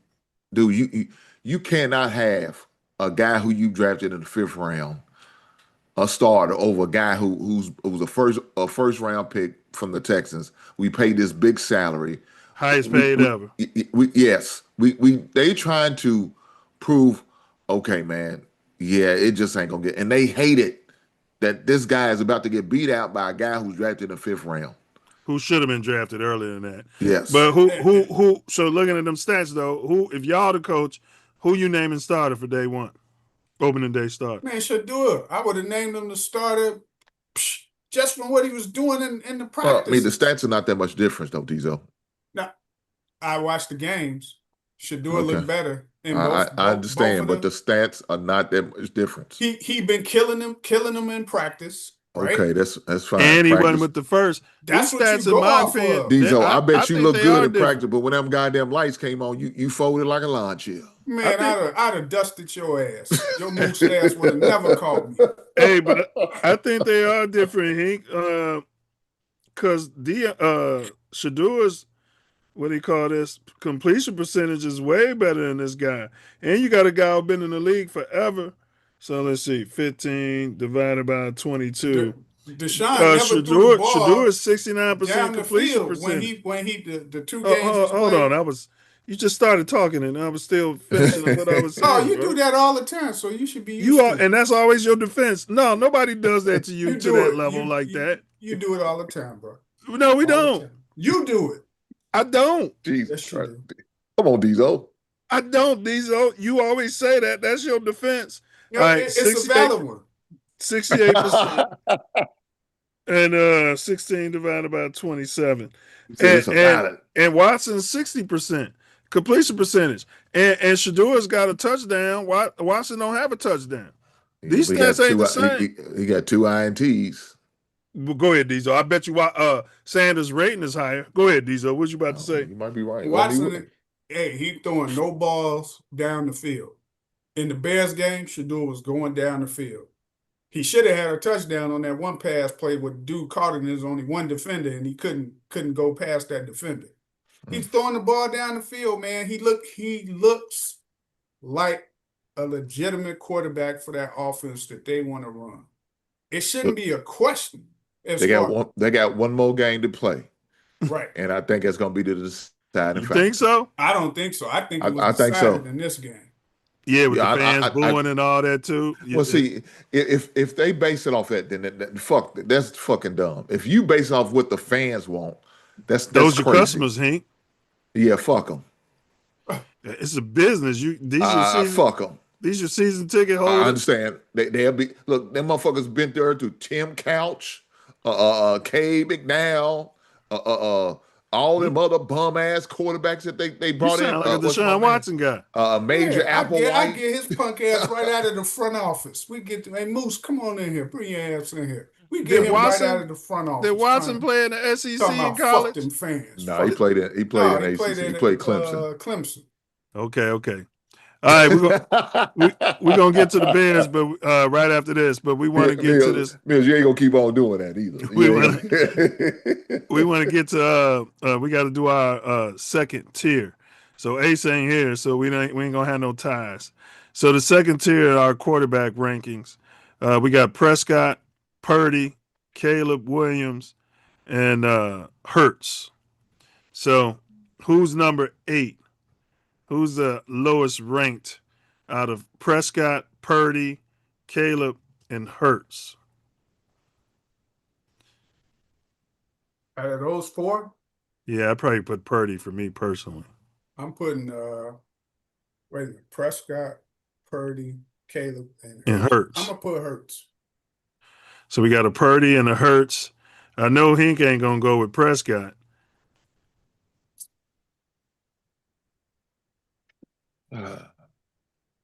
Prescott, Purdy, Caleb, Hurts. Who would you say is the lowest ranked out of them right now?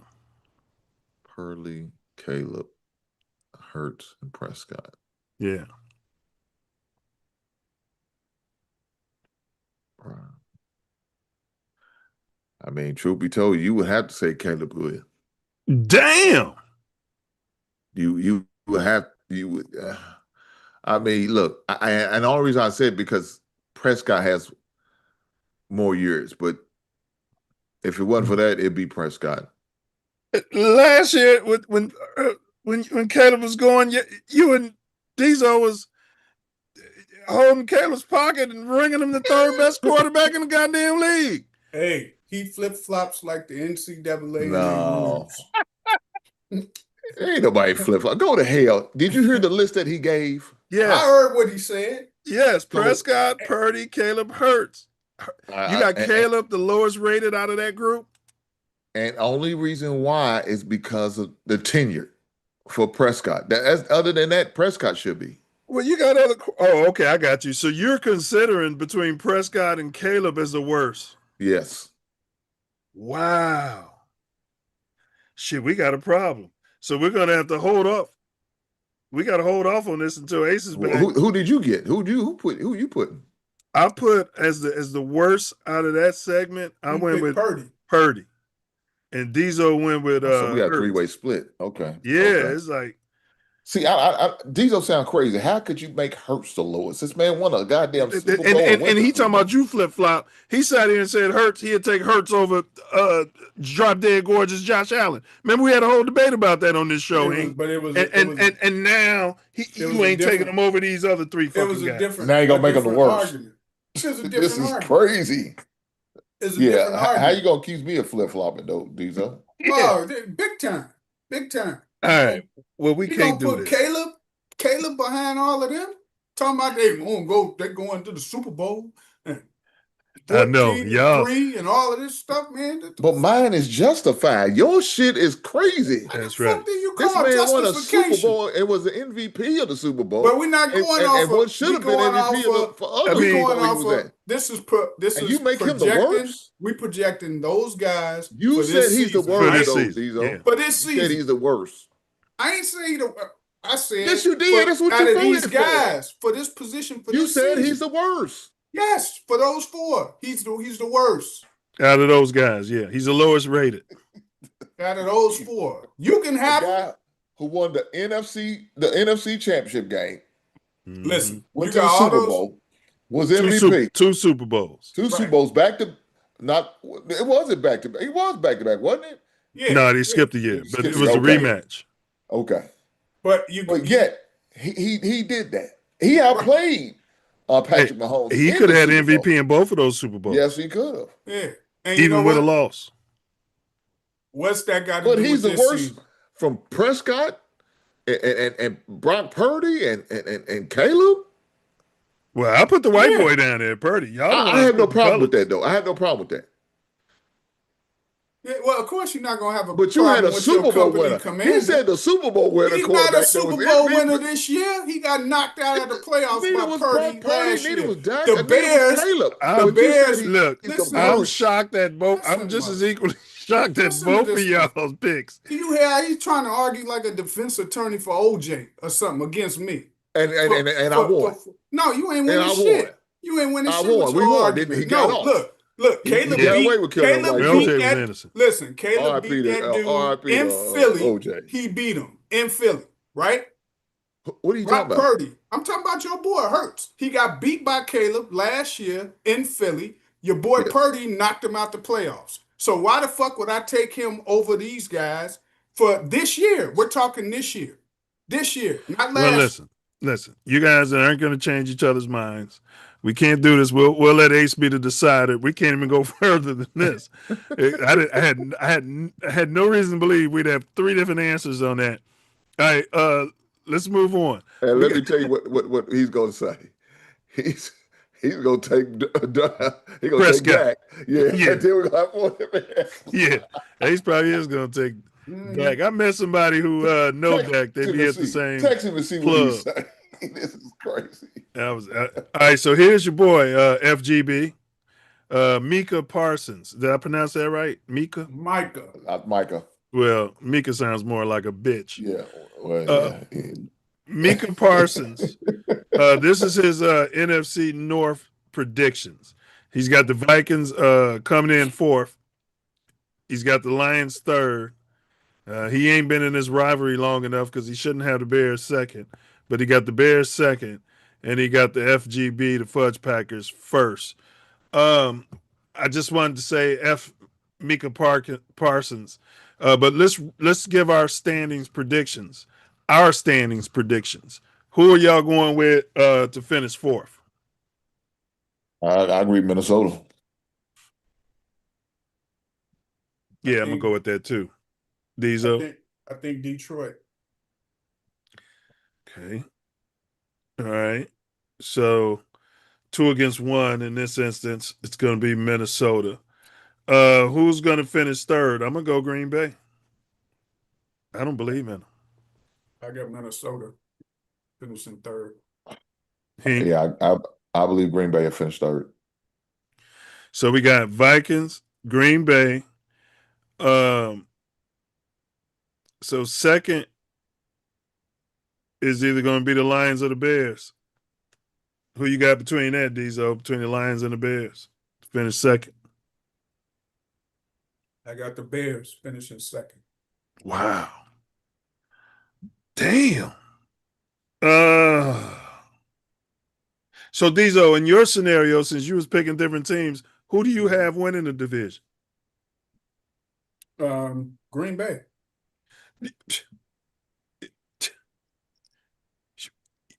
Jesus fucking Christ. Now, do you want to know my reasoning? Or no, not really. No. Okay, you want to be assholes? Sit there constipated. Nobody needs to know your reasoning. Sit there and be constipated like you usually He's do. almost got the same list that Micah Parsons got. He's a man lover. All right, let's move past that. He picked out of what's left. He picked Detroit. No, the Bears to finish second. Who do you pick to finish second between the Lions and the Bears, Hank? I got Detroit finished second, us finished first. Back-to-back NFC North champs. Take the North and never give it back. Yes, sir. Vikes. Shout out to Poles. Pack. Lions. Yeah, me and Hinker in alignment on this. These are, that should make you do some soul searching. That's not a shot, bro. It should make you do some soul searching. Tell me something I don't know. This guy came out here and picked the fucking Green Bay Packers to win the division. I'm gonna tell you why. All right. You don't want to know why? Do you want to know why? Yeah, we want to know why. I want to see his big lips while he explains. Go ahead. Explain why you picked the Packers to win the division. I seen the Packers play their starters in their first quarter against Denver. And they look real good against the Denver first starters. Real good. Now, here's the thing. But you don't like Jordan Love. No, I don't. But I can't deny what the fuck I seen, right? Mm-hmm. They look real good. Here's the catch. It's gonna, and you didn't ask this, you just asked them who you predict gonna win the division. I think it's gonna be real, real close between the Bears and the Packers. Because the question marks, the Packers secondary ain't shit. Okay. I watched that. Denver went down the field on. Secondary ain't shit. Bears offense is supposed to be high active, right? Mm-hmm. But the question mark is the Bears defense, primarily the secondary. So it's gonna be real close. But I get an edge to the Packers. If you had to put your money on it, it'd be on the Packers. Yeah, I wouldn't bet. Right, but I'm saying if you was forced, I know you wouldn't. Yeah, I know it's you real would. close. It's real close though. It's real close. But from what I seen, how they did, they went right down the field. We're gonna cut that as a clip, Hank, and put it up on the channel. Diesel explaining why the Pack are gonna take the North and never give it back this year. Crazy. Real close. It's sad. This is sad. Now again, it's so close that a significant injury could sway it either way. Right. All right. He's believing in Jordan Love can get him to the promised land. I guess. That's why you don't say FGB, because we know why now. Well, all right. Y'all got to be prepared. No, we're doing that. Never mind. Not next week, but the week after. We're going to go through the schedule. Diesel was here when we did it last year, game by game. And we're going to do our final picks for the regular season. Each one of us is going to have our own line of picks. And then we're going to take the aggregate for the Mouthpiece Included pick. And again, last year we were perfect.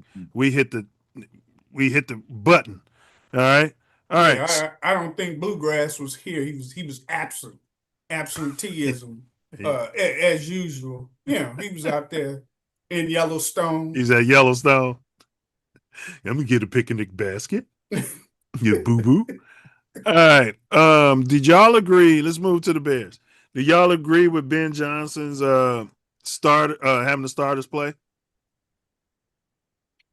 I mean, you gotta at least play them at least a series or two. I mean, at least minimum. I mean, I don't have no problem with that. We ain't gonna see them next week, so it is what it is.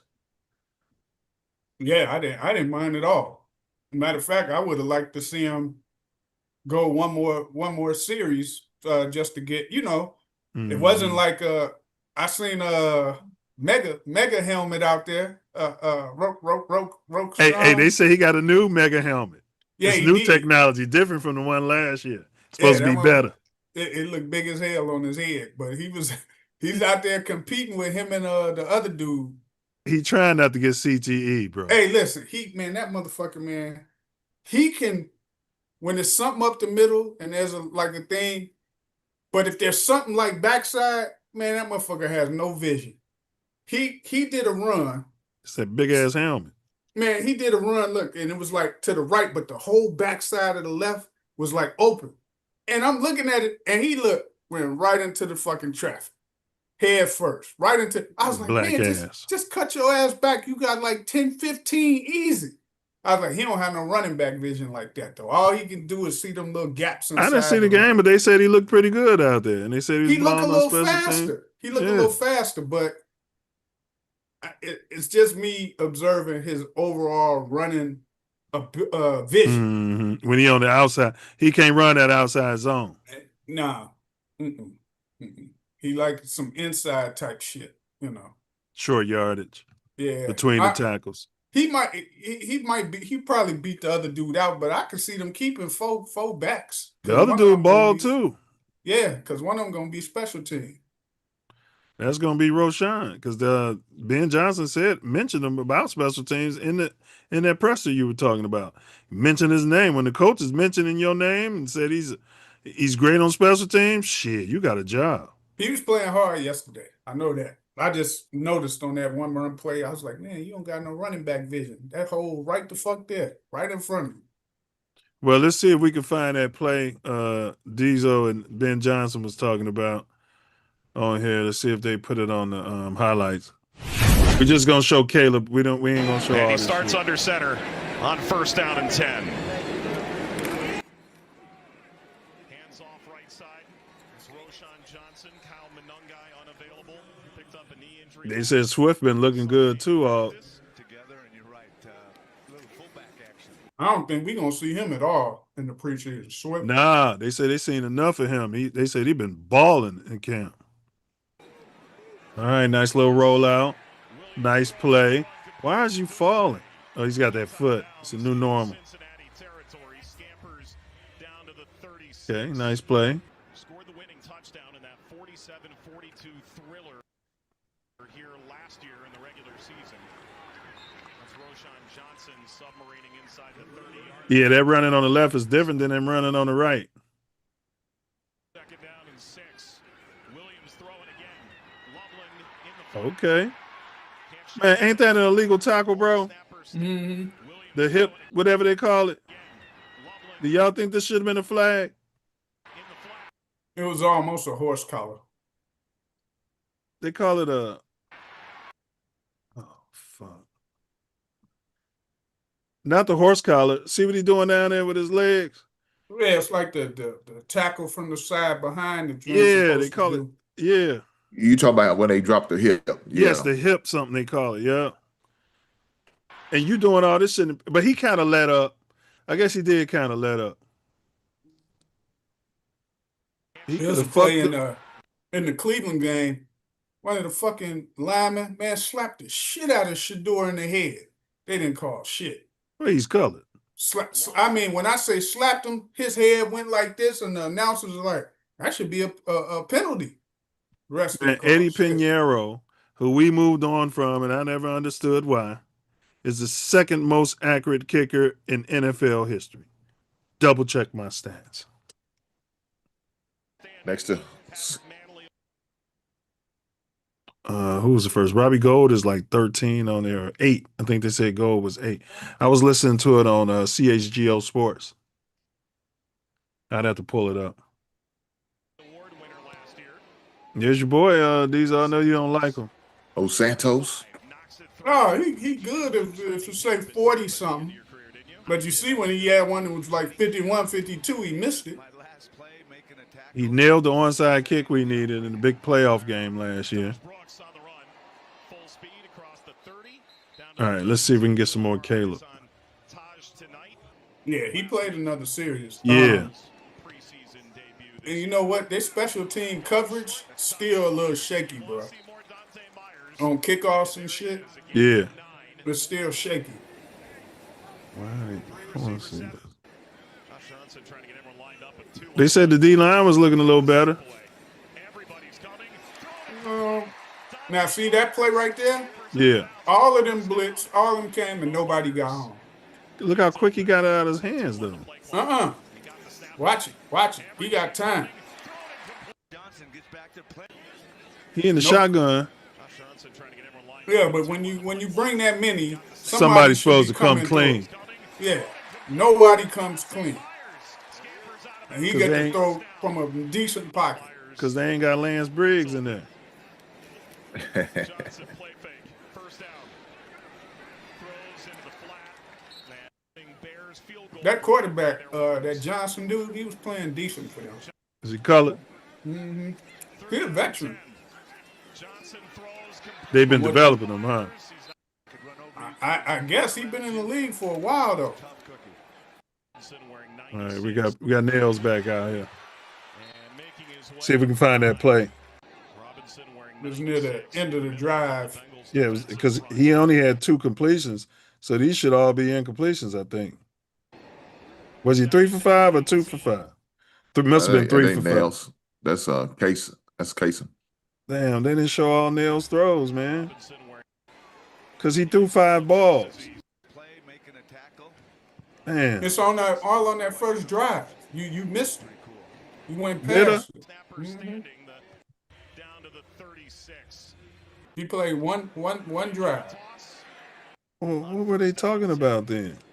Well, that's what I was saying. Like, man, dude, this their first drive with some of the first string starts. Well, they had everybody except for Tooney. And Swift. Monunga, Tooney. Monunga ain't no starter. Swift's the starter. Well, you know what I mean. Yeah, Monunga is hurt. Burden, you know, all of them guys is out. Yeah, that's true. Burden's out.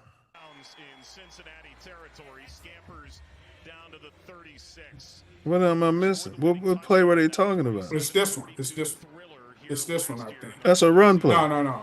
Keep going, because the shit happened right around here. Well, he throws it back shoulder to Loveland, but it should be after that play. They didn't show none of his incompletions.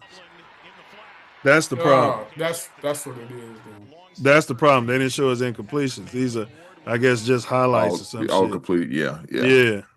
So we ain't gonna be able to see it. And the Bears, you know, on their channel, they not gonna put it up there either. So that's fucked up. But I did see that, Diesel, what you was talking about in that interview, and I want to play. That segment, and then we'll go from there. Let me see here.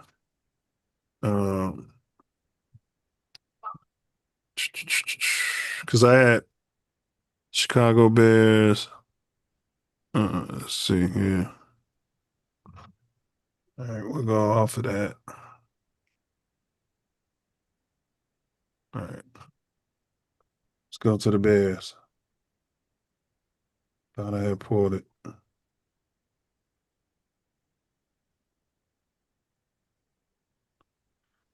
Oh, this sucks. But that's what we was talking about. We was talking about Caleb, and I want to get back to that conversation. Bears, Ben Johnson. What game was that? Bengals game. But they said Caleb was looking good in that joint practice. Yeah. And that's why I wanted to see him for another series, because I was like, man, there's only like one series. And they scored. That's probably why he took them out, because they got a field goal on that first series. Okay, I got it. Exactly. All right, we're gonna show now. This is Ben. What is that noise? Sound like the game. It is. All right, Ben Johnson. All right, we had one individual that didn't finish. We were 2 of 14 on third down. Anything else? No. Tyreek Stevenson, he wasn't out there today. What's his timetable like? He'd be mad after they lose. Yep.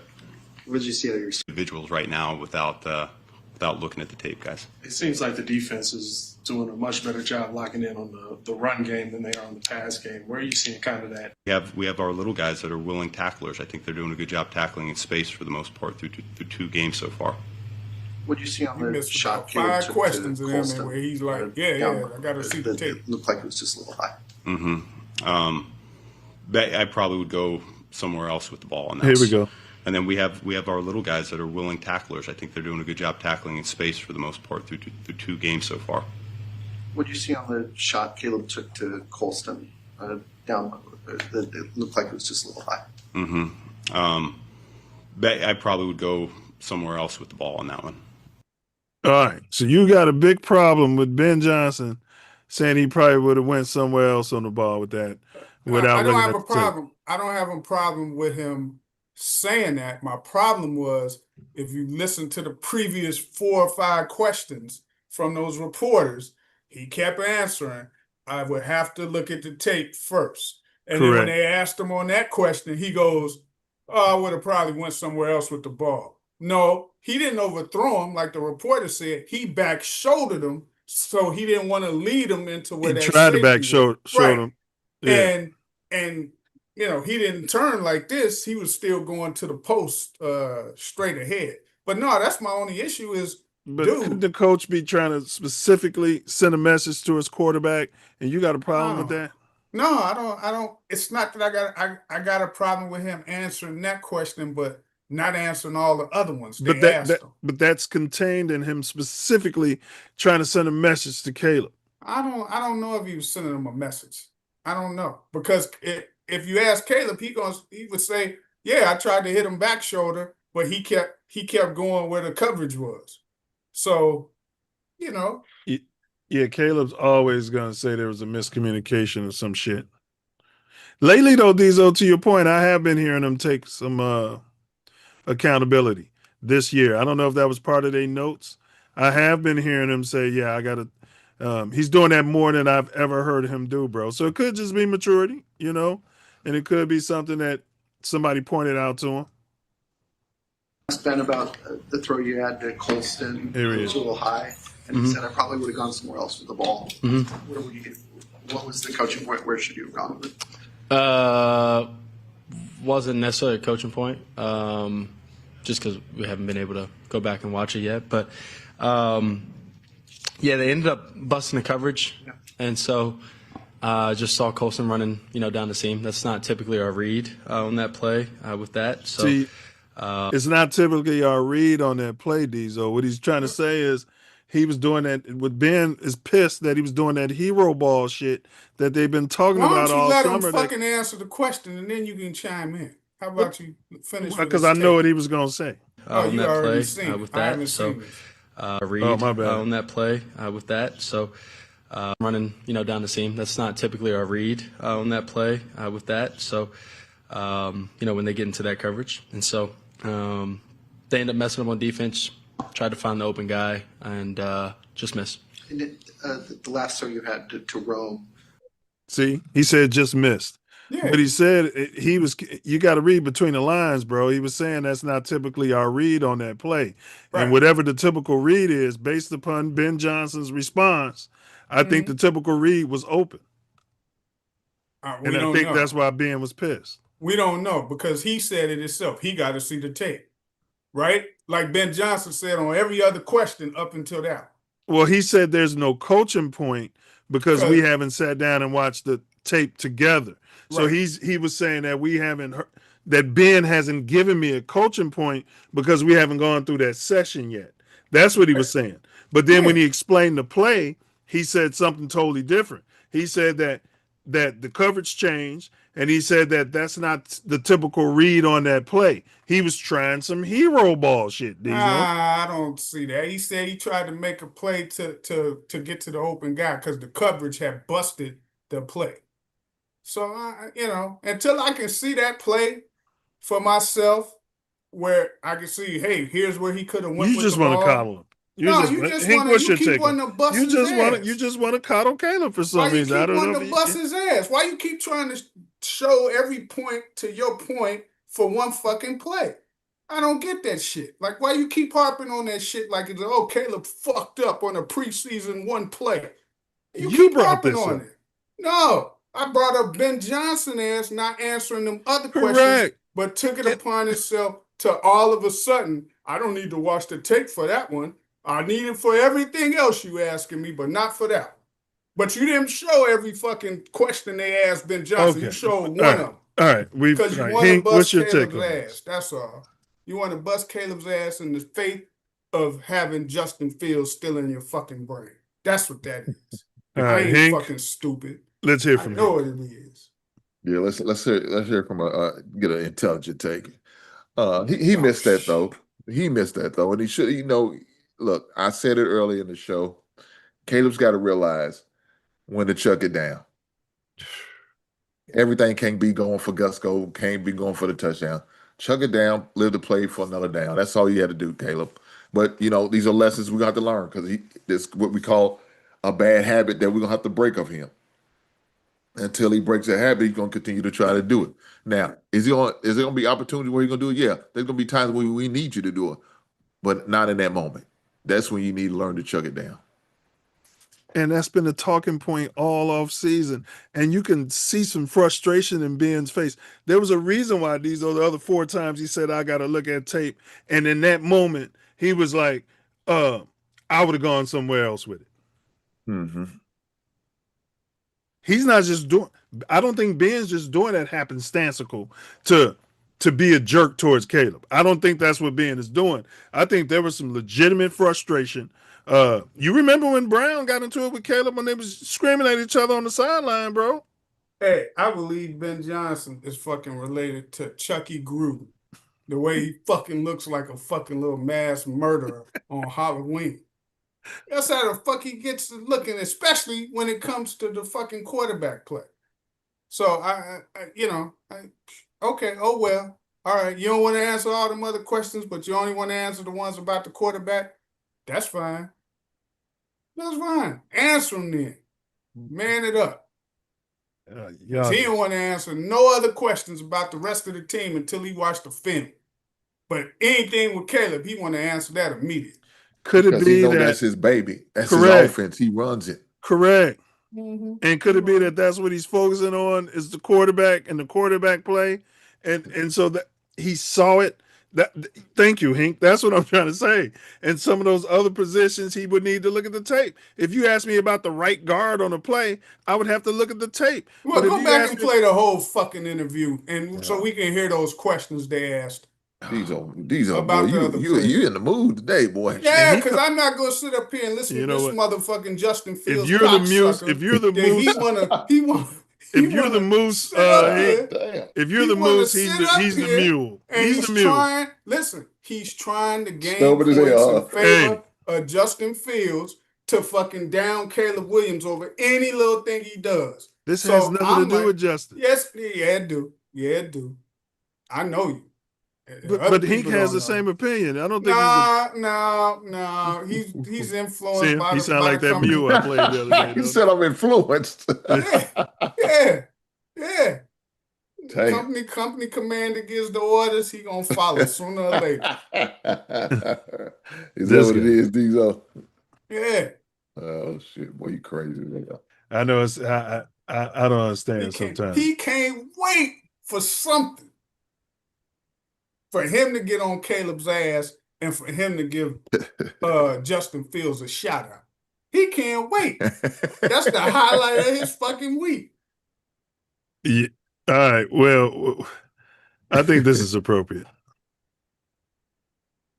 Lois, I'm not sure this is the right place for us. These Texans are socially backward, and politically they're all stubborn as a mule. Nope.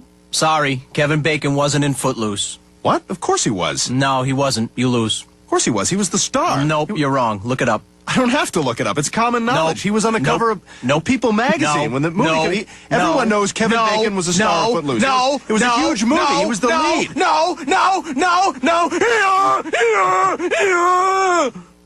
You're the mule and Hink's the moose.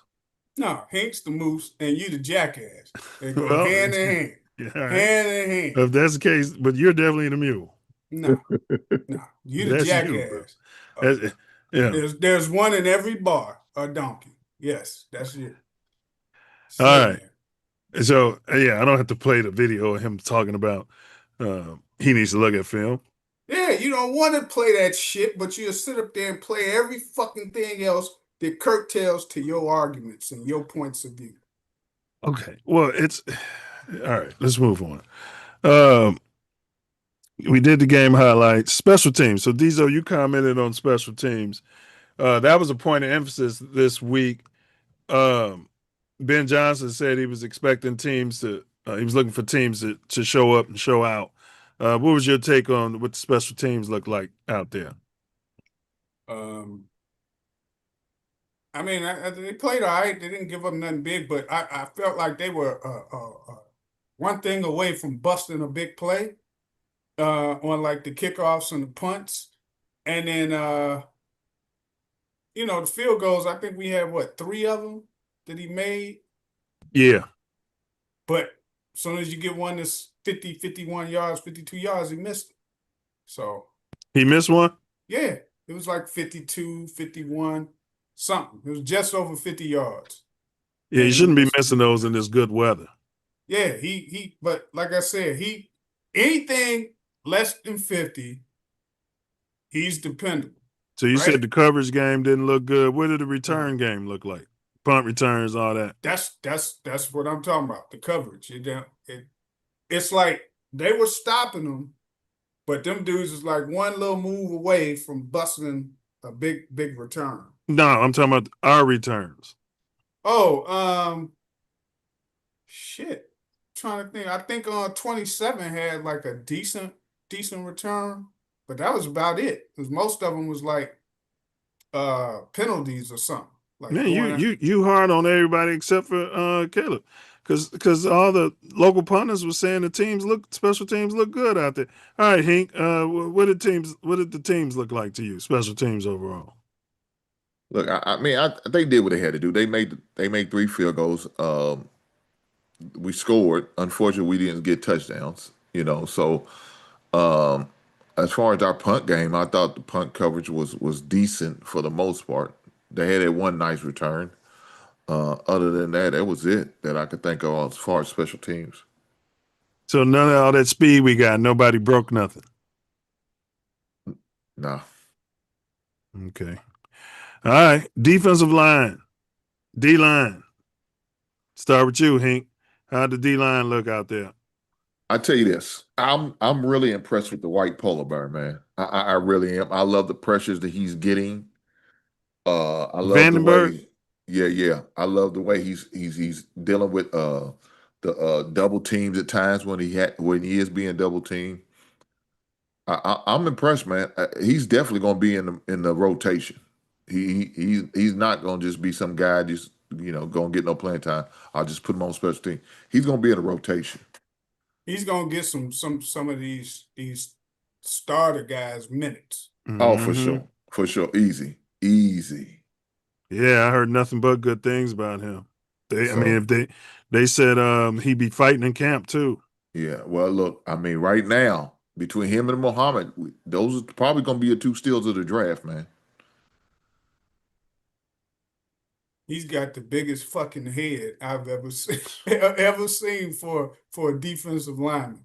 He's like an albino moose. His fucking head is what the fuck is going on with you, these animals? Humongous. Have you seen this head? Did you see it? I thought he had a safety helmet on, but it wasn't. It wasn't. It's his regular fucking head. Man, I was like, hey, God man. damn. He hustles too. That dude hustles. He don't just stay at the line. He get out there and be trying to run after you. And somebody see that big head motherfucker coming at him, hey, you better duck for cover. How's the old man looking in there? Who that? Grady? Jared? Grady. Yeah, Grady. Shit, man, everybody looking at his ass. He fucking knocked Manunga out. Man, you get caught up on that bandwagon. That was some lies told by the. You're the one told that story. I told the story about Cole Kmet knocking our safety out you're the one told for me, 6 months. You're the one said Manunga, he jumped on his back in practice after a play, and that's how he got hurt his knee. No, that wasn't me. Yeah, it was. I was going to even comment on the fact that nobody but us talked about Cole Kmet hurting Bush, but then they want to talk about Grady Jarrett hurting Manunga. It was they weren't in uniforms, and so I don't know. They had to backpedal what they were saying about. They were trying to say Grady did something dirty, but then they had to backpedal and say that he didn't do they whatever. Said he was just playing, but that he kind of like from behind and kind of went down with him and landed on him. I don't know, but you were the first one I heard talk about it. No, we ain't talked about it on this show. No, you did. You did, bro. You don't remember. I never blamed Grady Jarrett for hurting Monunga. Well, I ain't saying that you blamed him personally. I'm saying you said that's how you heard that he got hurt was from Grady Jarrett. Oh, okay. All right. Yeah, I might you have just said that you heard that this how he got hurt. Now, Yeah. if the story come out that he really But didn't, I just find it funny that they blaming. Nobody talked about Cole Kmet hurting our star safety for 6 months, though. But it's been all over the news that Grady Jarrett hurt the running back for a couple weeks. Who did Kmet hurt? The starting safety. They were in the drills. Oh yeah. That was at practice, right? Yes, they was in a drill with no pads. They was in shells, and I'm just saying I find it interesting that our local media didn't talk about that at all. But when Grady Jarrett hurts, dude, it's all through the media cycle. Yeah, right. No, I gotta disagree with you on that because they have talked I've heard them talk about Bryant Nope, I take that back. They talked about him getting hurt, but they don't talk about how he got hurt. They ain't mentioning Cole Kmet's name like the way they mentioning Grady Jarrett's name. No, they not. But they talk about him being out and hurt. But you're right. They don't be talking about it was Cole Kmet in a practice. Our prize. And if we was in charge, Kmet wouldn't even been on the team.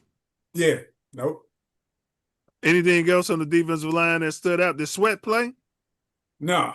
It wasn't too many start. If he did play, I didn't see him. I seen my man 59 out there. They were doubling him a lot. They was doubling him. You talking about your Wilbur Marshall? Yeah. They was doubling him. Yeah, we moving to the backers. How did the backers look? He got a sack. Him and somebody else, they hit the QB at the same time. But you know what? I think the play they got a sack, they called a penalty on the Bears for like offside or something on the other side. But he had got a sack. Oh no, that was Dexter. Else. Dexter lined up offsides. He right by the ball. Gervon Dexter. He do that stuff all the time. Bro, you the closest to the ball and you offside. Yeah, get that shit out of your system now. Before the season starts. He gonna mess around and get cut doing stuff like that. He's already marginal. He might with that damn white moose coming on. He might. DBs. You what? You had anything to say about the linebackers, Hink? No. I mean, look. Favorite guys. I'm trying to figure out why Sam. He ain't got nothing to say. I'm trying to feel like why Sandberg is in there, man. What the hell is he doing, man? He need to get up out of there. But Sandberg, what's his name? Hey, is your guy Moose the Muhammad guy? Does he have like the second on his jersey? But that dude about to get cut. It ain't Sandberg, but they're about to cut him. I don't know what is his name. Yeah, the Muhammad guy from Texas you were talking about. What about him? What's his name on his jersey? Is it just Muhammad or Muhammad the second? I don't know if I don't think he got the second on there. Oh, okay. Because I know it was a Muhammad in the secondary yesterday getting some clock, making plays. Him and he's number 24. I just know it was a Muhammad. I can't. Okay. They might have two Muhammads on that fucking team right now. Because I could have sworn I seen one with Muhammad and two. All right, what's the rookie's name? Muhammad. Musa you know Muhammad. His name? I don't know. He from Texas, Musa right? Moosin? Yeah, I believe that's what his first name is. Moosin. You hear that, Diesel? No wonder he liked this dude so much. This is Muhammad. Hey, jersey number. What's the dude he was making? His jersey number is 24. Yeah, he's 24. He would make a play and then he'd get burnt. 28. Who is that? He ain't a rookie too. He been with the Bears. I think he was on the practice squad last year. Musa Muhammad, wasn't that our receiver? Yeah, that was the dude from Carolina. Yeah, we had a receiver named Musa Muhammad. This dude can't beat Musa Muhammad. Look at he want to name everybody Moose. Just wanted to say it. All right, we go to the Bears roster. What's the dude, man? He's from the practice squad. I don't know if his name Williams or McMillan, number 28. But he was making plays. He'll get burnt every couple of plays, but he was making plays throughout while he was, still getting burnt. Muhammad is Malik Muhammad, the second. Number 24. Yeah, the second. So he might have Junior on his uniform, Diesel. No, he had the second on there. The second. Yeah, that's him. So he was making plays. That's the dude that Hink's been saying is going to shine. I think he came out of LSU. He came out of Texas. Texas. He played Texas. Yeah. The wideout is from LSU. My guy to shine was that receiver we just got. Yeah, the one from LSU. Yes. Yeah. That's one I picked. Beginning of the preseason. Xavier Thomas. Yeah, Xavier. Yeah, Xavier. King Von. I'm trying to find this damn dude. I'm 28 or 20. I forget he's a DB. He was playing corner. Not Blackwell. Xavier Woods. Did you see the other Sewell got hurt? Was it Xavier Wood? No, wasn't Wood. It was you seen that other Sewell guy got hurt. Oh yeah, he gonna get cut. And what's his name was damn near about to cry. Noah Sewell, because I think that's his brother. Yeah, he know he gonna be cut. Let me see. I owe him some money. I think is it Blackwell or no, is it Manning? Ray McLeod. No, it's either why don't show their numbers? Dante Manning, number 27. No, he ain't 27. 27 is that receiver. Dante Manning is 27, but some of them got the same number because they ain't enough jerseys going. No, it's two there's two 27s. Yeah. Okay. Cam Lewis, 21. Yeah, I see matter of fact, it's two 23s too. I mean, my God, damn. Yeah, that 2 23s in Chicago is crazy. Yeah, I think it's that number should be retired across all sports in the city of Chicago. There you go. Even in Little League, you shouldn't be able to use 23. Damn. Yeah, I think it's the Manning guy. Shout out to Ryan Sandberg. I ain't gonna argue with that. All right, offense, man. I'm hearing a mixed review on what's his name, the left tackle that we had for 5 years. Braxton Jones. Yeah, Braxton Jones. They said he got bull rushed by, but then they said other than that, he was all right. And they keep saying that position's wide open. They said it after the game like that. Well, yeah, until Ozzie come back. Yeah, it might be. He was back yesterday though. He didn't play. He's not playing. I don't think he played, but he was back. But yeah, they got him back in uniform, but he a long way from being on that field. Yeah. Yeah. They keep so how did they? And they said the big African was out there. So how did our left tackles look? That's a big. They, if they looked real good, they would be saying, "Hey, we got our left tackle." But they keep saying it's open. So, but what did y'all see? Did you see any? I mean, it was like I wasn't impressed. I'll just say that I wasn't. It was concerning. Yeah, it was. What's up with this center exchange, man? They say Caleb keep fumbling the snaps. Now, when Justin Fields was doing that, Diesel, it was all his fault. I mean, I know you're gonna relate to that type of stuff. He probably remember that. Remember, it was all in the media. He's fumbling the snaps. No, I mean, I didn't see nothing wrong with no snaps yesterday. Yeah, they said the first snap hit the ground. And they've been having trouble with that in camp. Him with one of the centers. I think it's the center. I don't think Caleb ain't snapping that shit to himself. So if it's coming low. Yeah, I feel that. Wasn't like he was was dropping the ball last year. No. Yeah, I don't think the center's gonna be an issue. If it is, that's why we drafted that other dude. So he could step right in. It's just the problem that other center quit on us, man. Because remember, we had to go through all of this last year. That fucked us up because we had to use a draft pick. Yeah. And now Caleb got to get used to another center. Yeah, that fucked us up. He wasn't all that no way. I thought he was overrated, that center we had last year. Everybody, oh, he a Pro Bowler. He probably the best in the league. That motherfucker had some errant snaps throughout because he ain't never played in this cold weather like he was playing here.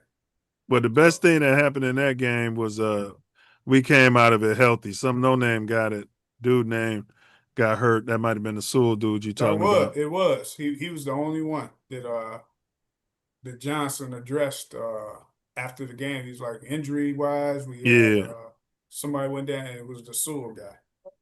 I mean, you can't be coming out there telling the world you're going to break the all-time scoring record, and your team come out there and put up 9 points. No, even if it's your backups. Correct. Even if it's your backups, they got to play. But remember what I told, I'm glad we on the topic. Remember, I said you could tell your true backup when they go on the road. You can always tell the backup to play decent at home, right? When they got the home crowd, the home cooking.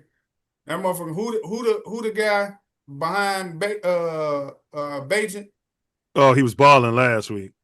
Yeah, he not yesterday. You talking about Case Keenum, yeah. That motherfucker got a string noodle arm. Ain't nothing strong with his arm.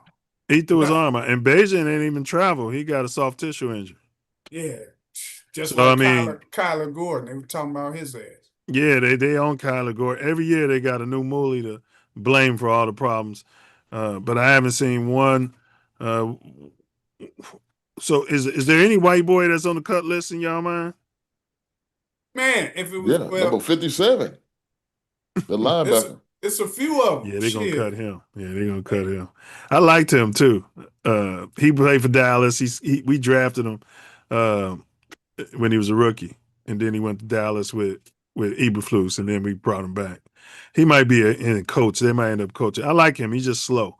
Who else? You said a few of them, Dezo. Who else? Because I don't hear the local media talking about it. That's why I'm asking you guys. I mean, I don't know how long that third stringer been in the league. How long he been in the league? Case Keenum? Yeah. He been a long time. About 10 years now. Yeah. You want to move on from him? I mean, it's probably a better third stringer. But if you can't get one with, the experience, because he probably be giving them tips and shit. He does. We stopped him for retirement. Yeah. Did we? Yeah, because he know that he was familiar with the system. Okay. Yeah. I was thinking about his ass because the way he looked yesterday, I was like, look at this dude. He made a couple of throws, but I'm telling you, a lot of his throws, his arm looked like. Did the other guy look better than him? The younger guy that played? No. He wasn't even going back there and he wasn't letting the ball go on some of his. He was getting sacked a few times. Who you talking about, Moore? Yeah. I was like, where did you get this motherfucker from? There's like a bunch of other people you could have gave a chance before him. I think that's his name, Moss. Yeah, it's preseason, so yeah. We don't want to go ahead. As far as the other position players, can't really, they're subbing them so much, second, third, fourth stringers, that you like not really get, you only see the ones that are like making plays. So you be like, hey, yeah. But the ones that you don't really know, it's hard to say who to cut, who not to cut, You talking about the white boys, yeah. Yeah. I'm just saying they don't come up. It's just every year all we talk about is cutting the brothers, but it's majority brothers. Dylan Thieneman, how'd he look out there, our prize draft pick? I mean, he's still looking like his head is cut off. He don't look like he comfortable out there yet. Nah, not yet. I think it's gonna take a couple of games for him though. Yeah. Safety is a cerebral position. I think he'll be all right. And it's hard, like Tadizo keeps saying, it's hard to really evaluate it without the ones around you. And they're not playing significant time together. Yeah, I mean, like he said, they doing a lot of subbing. So yeah. All right, we got a quick one, and then we could close this out pretty soon. Hold on, give me a second. If only in my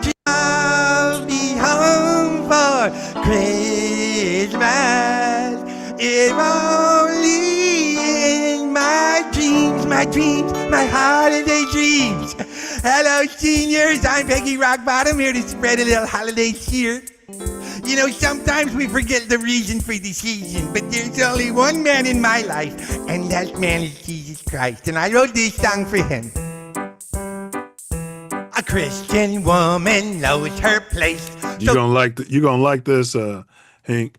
Go ahead and punch me in the face, cause I deserve it. I was wrong. That's why I wrote this holiday song with my big fake tits and my Botox lips saying Merry Christmas, Jesus Christ. Come on, seniors, sing along. A Christian woman knows her place. So go ahead and punch me in the face. Hi. He's playing that right now. Yeah, to get a little comic relief. All right. So we're not gonna grade them. We'll save that for the regular season. I did dig up this for you, Hank. Where is it at? Oh no, this one's for y'all get y'all final words. I found the one with Ace, but we'll do that at another day when Ace is back. I want him to be here to defend himself. But yeah. But this one I gotta play for y'all. I just thought about Diesel. Oh shit. Yeah, this one's for Diesel. This must be Steven. Allow me to break it down for you. Present wife! You're married? Ellen, I can explain. But how is this even possible? Allow me to break it down for you. According to prison rules, I became Lewis's bitch after he beat up my previous husband. Don't let him ruin my wedding. Don't worry, I'll fix this. Ooh, which one is ours? First thing I'm gonna do is plant some heirloom tomatoes up in here. Damn hole in his pocket.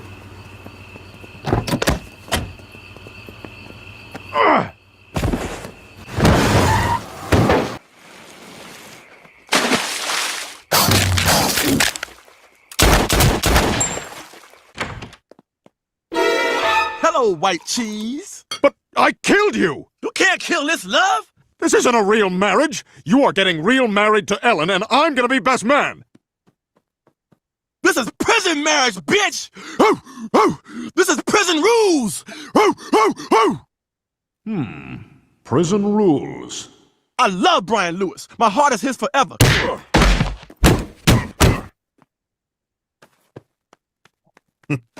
Where we going? All right, that's for all the pocket holders out there, Diesel. What do you have to say for yourself? Well, it looked like Ace in the Hole and you. Both look just like both of y'all. Like, what? He said prison rules. Prison rules. All right. Let's see. Yeah, we're going to do the Karmelo update next week. Basically, all it was the judge accused himself. Yeah, not himself, but he.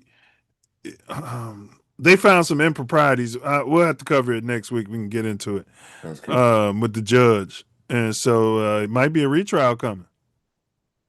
The judge was doing a lot of talking after the case, and so yeah, he's gonna get an appeal off of that. So y'all found some pinks to cut. All right. I just find it funny, Diesel. I've been saying it every year, bro. Every year, there's not one white guy on the Bears. Even when we had Chris Conte stinking it up, the only white boy they went in on was Mitch Trubisky, and that took some years. In the Bears media, Hank, tell me when I'm lying, there's not one white boy who's been scapegoated. Throw some names out there. Correct me. I mean, I want y'all to throw them out there. They should be flowing. Well, I got you. Rex Grossman. No, they liked Rex. No, Rex actually helped us because we had what's his name when he was a buster, Kyle Orton. And I wouldn't have moved off Rex. Throw the ball, and when Rex we did. came in and actually could complete some passes. So Correct. we were happy to see him. Yeah. He just kind of fell off after Sexy Rexy Grossman. But my point, Hank, they wasn't on his ass. Yeah, they did kind of get on his ass after a while. After, Yeah. And if it ain't a kicker, they don't mess with them white boys on the Bears, Okay, bro. I got you. What about Cade McNown? Oh yeah, they ran K. McNown got his. Was he a starter? Yeah. Yeah. He used to wear that number 18. Wasn't he out of UCLA? Yeah. Yeah. They got on him because he was a first round draft pick. He had potential in his ass. Yeah, I hated him. Jesus Christ. But did they drag him through the mud? Oh yeah, they drug him. Yeah. Because you know why? Because they said we could have had Cade McNabb. And what year was that? He disappeared quick.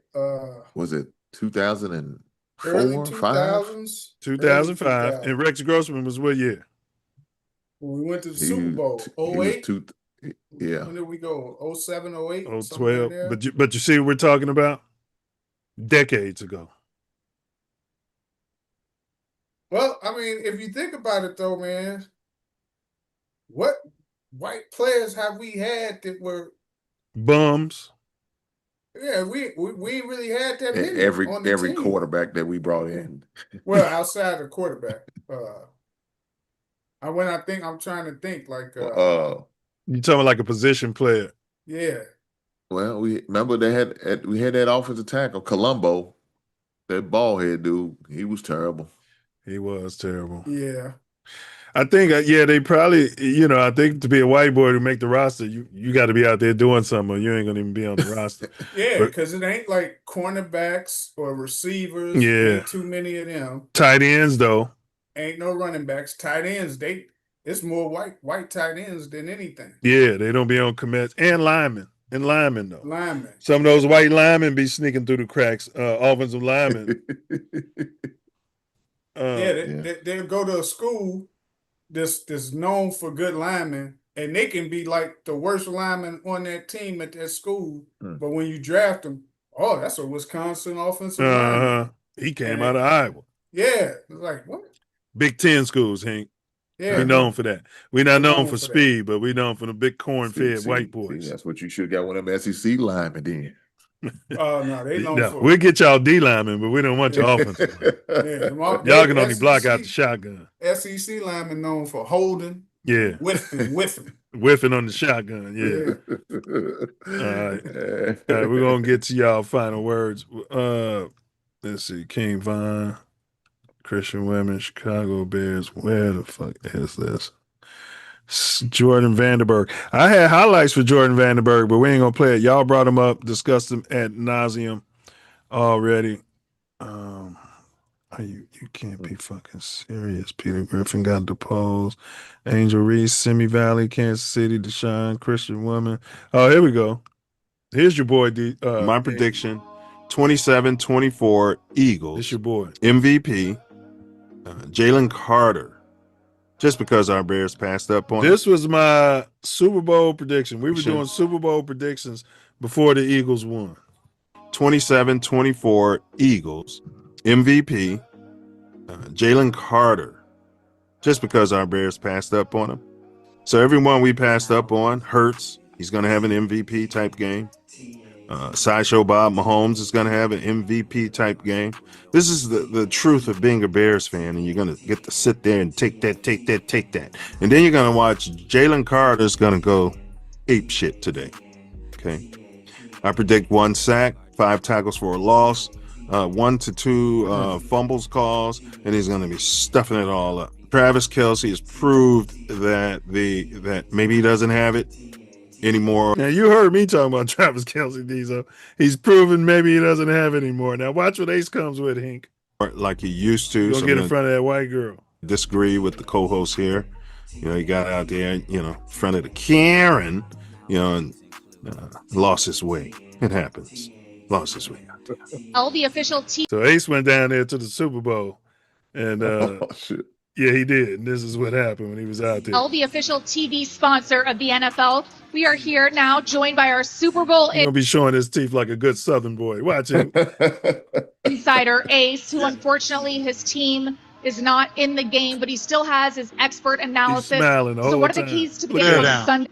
I'm looking for. All right, I like the bear down. Has his expert analysis. So what are the keys to the game Bear on down. Sunday? I'm looking for Travis. Joined by our Super So in his defense, Hank, I'm gonna let it play, Diesel. I know you hate when I do this, but the lady took a shot at the Bears, and that's why he said bear down. I respect him for that. She just trashed our Bears for no fucking reason. TV sponsor of the NFL. We are here now joined by our Super Bowl insider, Ace, who unfortunately his team is not in the game, but he still has his expert analysis. So what are the keys to the game Bear on down. Sunday? I'm looking for Travis Kelce. He's Okay. looking for Travis Kelce. You want to hold his fucking pocket. The MVP. Travis Kelce wins MVP. The Chiefs three-peat on Sunday. Be ready. Be ready. You heard it here first from Ace. You don't get Look at him that Super Bowl analysis and insight anywhere else except for here on TCL Game. All right, we got this guy's from the south side of Chicago. Expert analysis. That white girl So what are the keys? tickled his bum, boy. Didn't she? Tickled his tonsils. Didn't she? Now, these have been on the show. This dude didn't say nothing about Travis Kelce all goddamn year. He's standing there. Hey, he's standing there with no shoes, and he got on some. Hey, first of all, Hey, he got on footy socks, standing there. it was going to be doing questionable because it's the TCL game day. First of all, is that same place that they're selling Walmart TVs? They're called TCLs. I don't know. I don't know what this was. Then he went out. He ain't even give a shout to Mouthpiece included either. Shame on him. Shame on him. Is not in the game, but he still has his expert analysis. So what are the keys to the game Bear on down. Sunday? I'm looking for Travis Kelce to Okay. win the MVP. Travis Kelce wins MVP. The Chiefs three-peat on Sunday. Be ready. Be ready. You heard it here first from Ace. You don't get that Super Bowl analysis and insight anywhere else except for here on TCL Game. All right, we got Big Ace's prediction. And Travis stuck the place up. He didn't give me his MVP. You looking like a black Buddhist monk waiting for his tea. God damn. But based upon what he said in that clip, I'm pretty sure his MVP is drop dead gorgeous Travis Kelce. He's predicting a Chiefs victory, 35-31. All right. What you got against the black Buddhist, black ass, bro? Yeah, you got nothing against the Buddhists. I mean, you over there from Asia, sitting there with the people with the martial arts, kung fu, and all of that stuff. Yeah. It's an oxymoron. All right, man, Diesel, tell me anything else you had on the Bears, and then go or if you had anything or anything in general, and then wrap that up into your final words there, brother.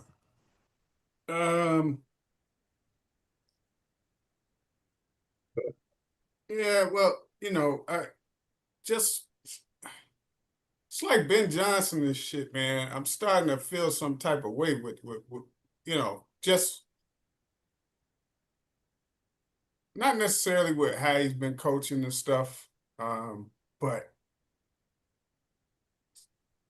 it always seems like he's unhappy.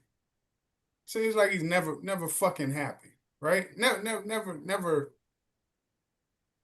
Again, if you're gonna look like John Gruden's son or brother, I should say, because they look like the same age, then let everybody know that this is who you are, But I don't like a coach like that, man, where they always fucking uptight and pissed off and don't nothing make them happy or nothing, Well, I had enough of that with Dicker, with his punk ass. So wait a fucking minute. He got us our only Super Bowl. All right, go ahead. I'm sorry for cutting you off. This is your final words. But Ben Johnson is happy after wins. There you go. There he goes again, cutting me off. You see what I'm talking about, Moose? He cuts you off, and then when I do it, it's not justifiable cutoff, right? Because I just jump in and jump back out. You jump in and ramble on for 15 It doesn't matter. minutes. The damage is done. It's the same type of damage, okay? If you're a retard. But I don't care for him always being uptight. It just seems like he's always that way, always uptight, always mad about something. And I never liked John Gruden types because I never trusted them from what their players used to say while he was coaching. So I always suspected Now, I ain't heard nothing I bad. told you Ben Johnson was part of the old boy system when we got him. That's why I wanted that black coach, Thomas Brown, colored Brown, to be the Bears head coach. But go ahead. But I didn't mind Thomas Brown either. I didn't say they shouldn't have him, but I'm starting to just. I've never heard no players saying no bad shit about Ben Johnson yet. But I'm like this now. You know, I'm like, wait a minute, let me see what's going on with this dude, right? Because if you're always unhappy and coming off that way, it's like, man, wait a minute. What the fuck, you know? And even when he wins games, he's still unhappy. He's still unhappy. He's talking all this shit about what didn't go right. Now he done made a fucking proclamation of making all of these points and breaking the record. So now you know, if we don't score, you're supposed to score 45 that game, and we scored 38. That's, you know, like, oh, you still ain't happy? Okay, so I'm starting to change my views slowly on Ben Gruden. That's what I'm start calling him, Ben Gruden, the brother of John. And then come to find out, John Gruden, I seen him in the fucking broadcast booth. He was doing the Bucks game with one of what was the one of the Barber brothers. One of the Tiki Barber or Rondé Barber. It was one of them. Did he tell him they got Michelin lips when he was sitting there with him? You know what's funny? I never listened to the broadcast because I was watching one game on my TV. I had that game on my laptop. So I was like, I'm muting these motherfuckers. I don't want to hear Gruden talk at all. But they got a color to sit with him because they trying to fix his image and convince everybody he didn't say we all had Michelin lips. Yeah, it was three people. Gruden, Barber, and I can't remember who the other person was. But I was shocked to see Gruden in the fucking booth calling a Bucks game. I'm like, with all colors. And I guarantee they all from the South. Go ahead. I was Go like, ahead. when the fuck y'all let him back in the league like that? You know, slowly integrate him back into the league. So, but yeah, outside of that, I don't really got nothing else on the Bears. It's just I'm just starting to be a little more hesitant, and I'm gonna start paying more attention to Ben Gruden, watching his ass. Well, I'm glad you're coming around because I was trying to tell you and Ace, y'all ready to crown him. Y'all just ready to crown him. Everybody was, dancing a jig when they hired his ass. Well, what did we know about him other than he was a coordinator for Detroit? He's from the state of Indiana. He's from the KKK state. He's part of the old boy system. He came out of nowhere and got a head coaching job. He hired Eric Bieniemy to be a fucking running backs coach. He put Declan Doyle, a no-name, in charge of the offense when he could have gave a job to Eric Bieniemy. And then Declan Doyle gets promoted and goes to call plays over here and there. And then he hires Press Taylor, who's already been fired, to be the offensive coordinator this year and said, fuck you, Antoine Randall, and then throws you fucking Moolies a bone and said he called the plays in the second half of the preseason game because I care about his career and I want him to be promoted. No, you don't. You're part of the KKK fucking K, and I sniffed it out in the beginning, but he's still our coach, and he's a damn good one. Yeah, but you never said all of that when he first came here. I sure did. Well, I couldn't say all the shit about Declan Doyle because that wasn't already the case. I'm talking about where he came from Indiana and all did. that. Well, I didn't hear all of that. Yeah, well, you don't have the mental capacities to I ain't pay hear all attention of and that. remember shit. And you ain't the type who gonna know that you told us that shit. You come from that white bus that pulled up to William H. I guarantee you, if Ace was here, he'd confirm that I said everything that I have no reason to come here and make You might have said it when he was on the broadcast, but I don't remember you saying that. Because if you would have said he coming from the state of Indiana, that would have been pause for cause right there. Because I know damn well they right there, right next to Kentucky, and I ain't going. Yes, he's an Indiana boy. You know, and what you're saying about his disposition, I'm like, I'm like, man, I just don't trust white boys like that. But he's good. He's doing a job. That's fine. Years later, you'll find out he was sending some dirty emails. That's why he's going to 3 tight ends. He was a tight end in high school, and he likes white boys on the team. Yeah, I don't want to. Dicker, we don't know what was in Dicker's heart. But, no. But he got us a Super Bowl. Man, us. We got a nail painting. We got a nail painting quarterback. If he get us a Super Bowl, I don't care about his proclivities. Same thing about this coach. If he's racist, I don't care. Just win some football games. No, right. We don't judge you and this fetish you have for these animals. Yeah, sounds like he's just bestiality over there. I would understand that coming from an animal like yourself. Okay, I understand that you might. All right, man. You need to land this goddamn plane, man. Goddamn. No, you just let the plane take off with that comment. So I got no problem telling you. Look, I know you a little bit away from Yellowstone, and you ain't gonna see another moose for a few days. Okay, they not out there in the bluegrass. Okay, no, they're not out there. I know you want to graze. Hey, another 25 years, the kid's going to be running from Diesel because he's going to be telling them stories. Same story over and over. Let me tell y'all something, kids. I remember when I was, the old man is tell you the same stories, taking forever. You trying to go out there and play and shit. Sit down. I want to tell you a story, son. No, you get a numbnut moose interrupt you. And then they expect you to finish real quick after they done cut you off and interrupted you. Knowing that you're going to dress, this plane gonna land. I mean, this the forever flying plane you got going on.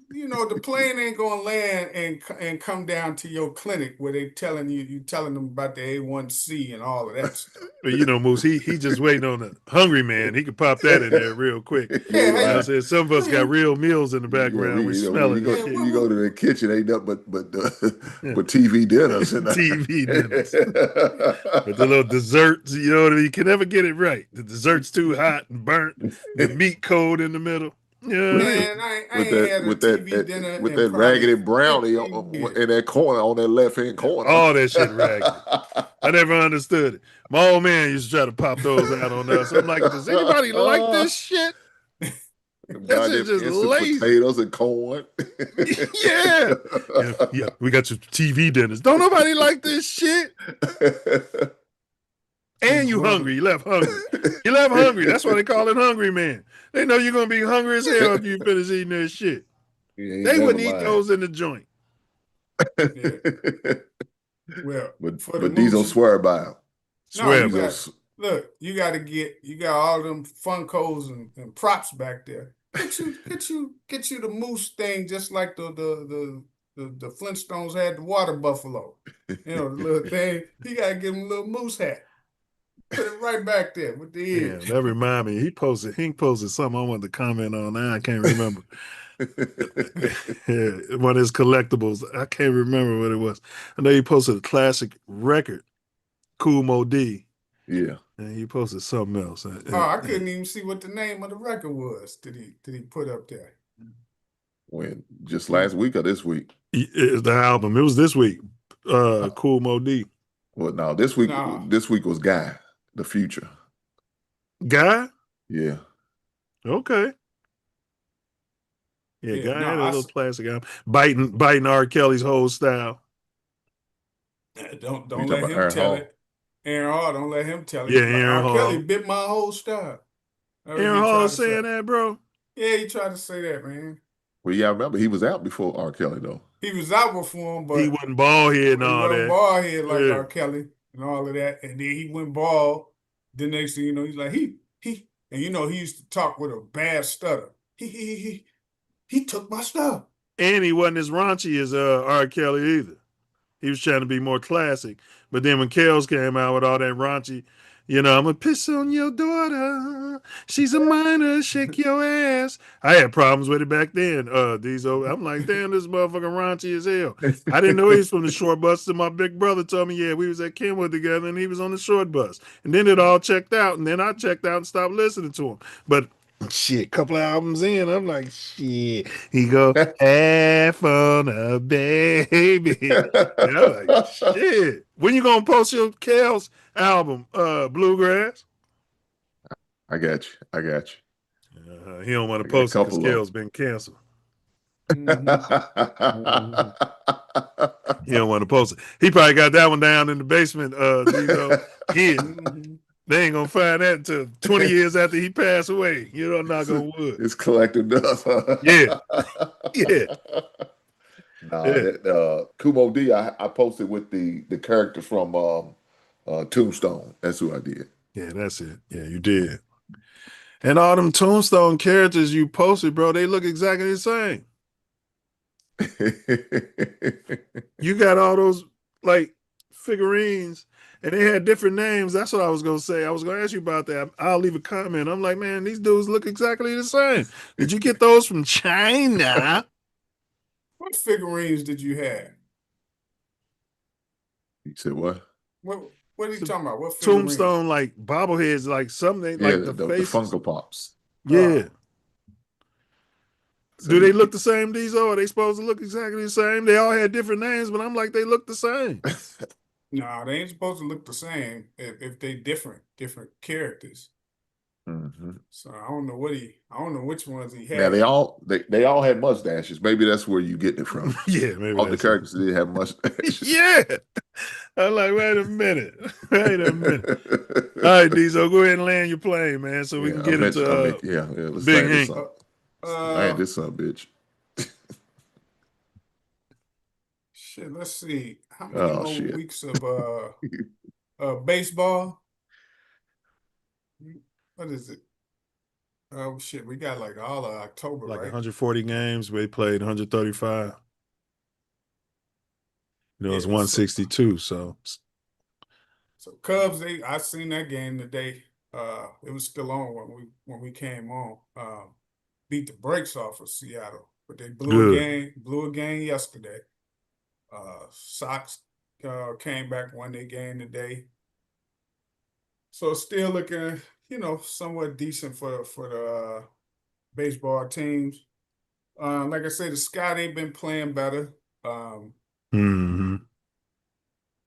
we don't ever talk about them, but the Fire, hey man, they had picked up that player, and this is like one of them players that's like internationally known. They picked him up like some weeks ago, and he's like real good. And they were already good. They were already in like first place. And they picked this dude up. They've been whooping people's asses ever since. But I'm gonna call ice on his. I'm gonna call ice on his ass. Yeah, call him on him, because the players, if they coming from where he came from, they usually giving them a pass. They ain't usually fucking with him. But shit, all of the Chicago teams is looking good right now. That's currently playing, and then we got the Bears coming up. Last game, I don't like how they keep pushing back the NFL start a week. Seems like every year, because it used to be like right at Labor Day, that weekend. My birthday is September 11th. It's been around my birthday for as long as I can remember. Yeah, no, like right after Labor Day, like that weekend after Labor Day. It would be the start. Well, that's when it is, Diesel. Right. Nah, it's been pushed. It's like the second week. It's the 13th, but it's got to be on that Sunday. So it was either going to be the 13th. They played the first games on a Wednesday this year. Right. Yeah, but it's just like the one game, man. It's like 2 weeks. Look, the Super Bowl used to be the end of January, right? It used to be like January 31st or whatever. You used to have the Super Bowl. I just know, man, the opening weekend is usually around my birthday. Yeah. And I know that for fact. You realize they play 18 weeks, 17 games. You understand that, right? But my point is why you pushing the season back even further, though? Well, they shortened up the preseason. 18 weeks, man. Right. It's only 3 weeks in the preseason. But then that's my whole point. If you added an extra week to playing. But they shortened the preseason. Added an extra week. They added more than just an extra week. It was 16 games, now 17. Right. But it's 2 buys. You remember, it used to only be like 12 or 13. Oh, it's only 1 buy. It was 14 back in the 70s. Yeah, I ain't never seen 14. Yeah, it was 14 back in the 70s. It's been It 16 used to be games. 12, like 12 games. Then Yeah, it moved but up that like was like 14. that was like 60s in the start of the 70s. Okay, and so that's what I'm saying. It gradually moved up. So when you add them weeks on, you're gonna have to. It's gonna go longer. But that's what Diesel's saying, and why But not? I'm saying, Why it then started why is later? your season starting so much later in But September? it's not But starting it's later not. because It's it's been not. around my birthday as long as I can remember. It's always started after the Labor Day holiday. Yeah, the 8th, the 9th, the 10th. It's been on my birthday, literally. The Bears played against San Francisco when I was in Hawaii on my birthday. September 11th. Well, who are you out there with? Oh shit. Okay, have you landed this goddamn plane? Yeah, landed plane. I was out there with my wife. We was there for a heterosexual wedding. That ain't what he wanted to hear. Right, he ain't want to hear none of that. You know what I'm saying? I'm done. I ain't got nothing else. He wanted to know, was it a dog Who or was a you man? out there with? Yeah. Well, I mean, I figure you might have went with your Hey, your these personal are in rare flag form carrier. today, man. He came out there and picked the pack. We're gonna do it short. We ain't done a short video on this show with him picking the pack. We're gonna get it out there for the world to see. No, that's it. I'm done, man. All right, bro. Appreciate you pulling up. Okay, so look, and this is just an example to answer y'all question. He said he was done. No, because I wanted to look up something and check y'all like I always do. In 2002, right? Like I'm telling you, it wasn't always the fucking second week of. What? The Go ahead. first game was Thursday, September 5th, 2002. Correct. You had to go So all the way that back weekend- to 2002. that- The first weekend. 2002. What And they part were of that playing didn't you 16 games. understand? Now it's the second week. That's my whole But point. no, it's not. It's not the second week. It is the second week of September. Do you It realize is. that was 24 years ago? It's not that long in terms of when you think about it. We were just talking about the We 70s. playing 18 weeks 80s. now, Diesel. But that's why I They was saying playing around my 18 birthday. weeks. Diesel, I didn't say forever, but I said for the last decade or so, it's been around. That's what I said. I didn't say forever, but I said it's been around my birthday. No, I know. But And I love it. I'm telling you, it wasn't always the middle of September. And if they added another week, like they did, that shit should be sooner rather than later in September that you start in the NFL season. Well, inbox the commissioner of the league. and the NFL in players. 2025, the first game was on Thursday, September the 4th. Was That's it? the first week. Yes. Oh, he talking about, but that's those damn. These are talking about that Sunday, that opening Sunday. Yeah, the opening Sunday is that same week. That Yeah, that's what he Thursday, talking right? about. He ain't talking about that. So it's that- not. No. The first game's on the Wednesday this year. yeah, because they Right, overseas this somewhere. year. It's in Australia or some fucking Yeah. shit. This year, but most of the games is like September 13th or Yeah, 14th. yeah, we talking something that like opening Sunday. That's what he Right. talking about. Right, that's like a whole nother week later. So my point is, if Okay, you well, add the okay, game, why you okay. doing Disagree So, with I- disagree with You him. ain't gotta Hank, so agree. he- Yeah, Keep disagreeing. Support. 'cause support we need this to- goddamn plane to so he land. can land the Goddamn. plane. Just, Yeah, The just plane agree with already him. You're right, landed. Diesel. You're I right, can see. Diesel. Diesel, I can see. You're right. You're right, buddy. You're No, right. don't You, concede. Go you and can hold rub his boogers nuts. all over Go the and bus hold his window. nuts harder like you always do. Jeez. Go ahead. Christ, man. What the fuck is going on with this gay proclivity shit with you, man? You need to Man, that's Diesel all been you in do. rare form cleanse, man. today. All You need doing. to go get the Holy Spirit. You need to go to church, man. This Hey, is Hank, his crazy. final words have been like 25 minutes. And then his final word was talking about holding a man's nuts. Then he gonna get off the street. Then you tell him to go to church. He logs off. All right, Hank, give us your final words, family. Oh Lord, hey man. My final word is I hope all homosexuals go to hell. Let's keep on moving. This is crazy. Oh shit. Black man, protect yourself at all times. You only get one shot at this thing. It's called life. Be blessed, be healthy, stay strong in all aspects. Be the best version of yourself. Go get your A1C check. Go get your colonoscopy. Go get your prostate check. Do that. Health is wealth, and I believe that. With that being said, Brother Milz, I appreciate you having me once again, man. I thank you, sir, and having me on your platform and on your panel. It's always fun hanging over, kicking with you fellas. And I will see you guys on the next Sunday, brothers. Right. Hey, likewise. Appreciate you being here. Can we get an FGB before you bounce, bro? All day, every day. Fuck you, Green Bay. See how easy that is, Diesel. Appreciate you, brother. Yes, sir. All right, man. Enjoy your Sunday. Yes, sir. All right, y'all. We covered a lot of ground today. From, we didn't unpack Karmelo Anthony. We're going to push that off until next week. But our breakdown of the Bears, Bengals reaction, and the latest Camp BJ updates show how quickly narratives can flip. One practice, one game, one standout moment can reshape expectations. Chicago's storylines stay loud, emotional, and unpredictable, and we're going to keep track every twist as they unfold. And with so many hot topics heating up across the sports landscape and political landscape, this episode is just the start. The debates will continue, the news will keep breaking, and we'll be right here bringing clarity, energy, and perspective. Stay locked in. The next wave of stories is already forming. Thanks for rocking with us again this week. Stay curious, stay ready for whatever the week throws at us on the field, in the political arena, and everywhere the two collide. This ain't just content, it's about connection, and it means more because you're here. We appreciate your support and enthusiasm for Mouthpiece included. If you have any more questions, concerns, or need further information, feel free to reach out to us and ask, either in the comments, the emails, and the contact page on this YouTube.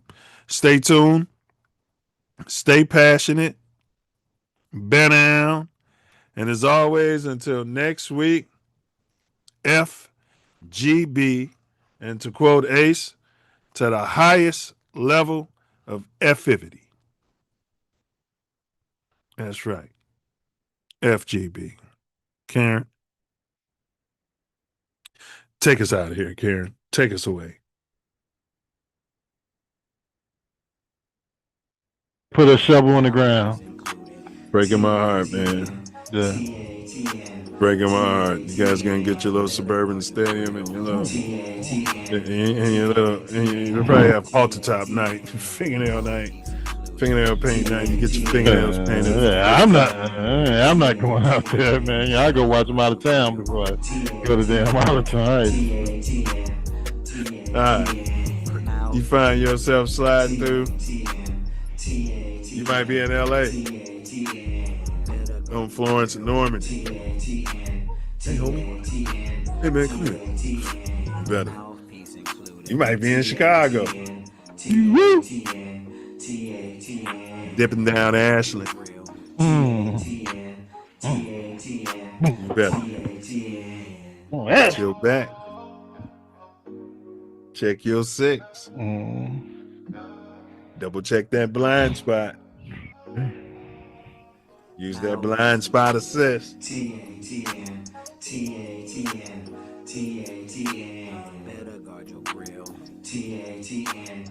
Guard your grill. TATN. Mouthpiece included. TATN. Bear down. TATN. Bear down. Knuckle up. TATN. Mouthpiece included. And don't forget it, baby. And don't forget to. Whatever you do, don't forget it. Like, share, subscribe. Hey, butterfly. Forget to bring your mouthpiece. For sure. Don't forget it. TATN.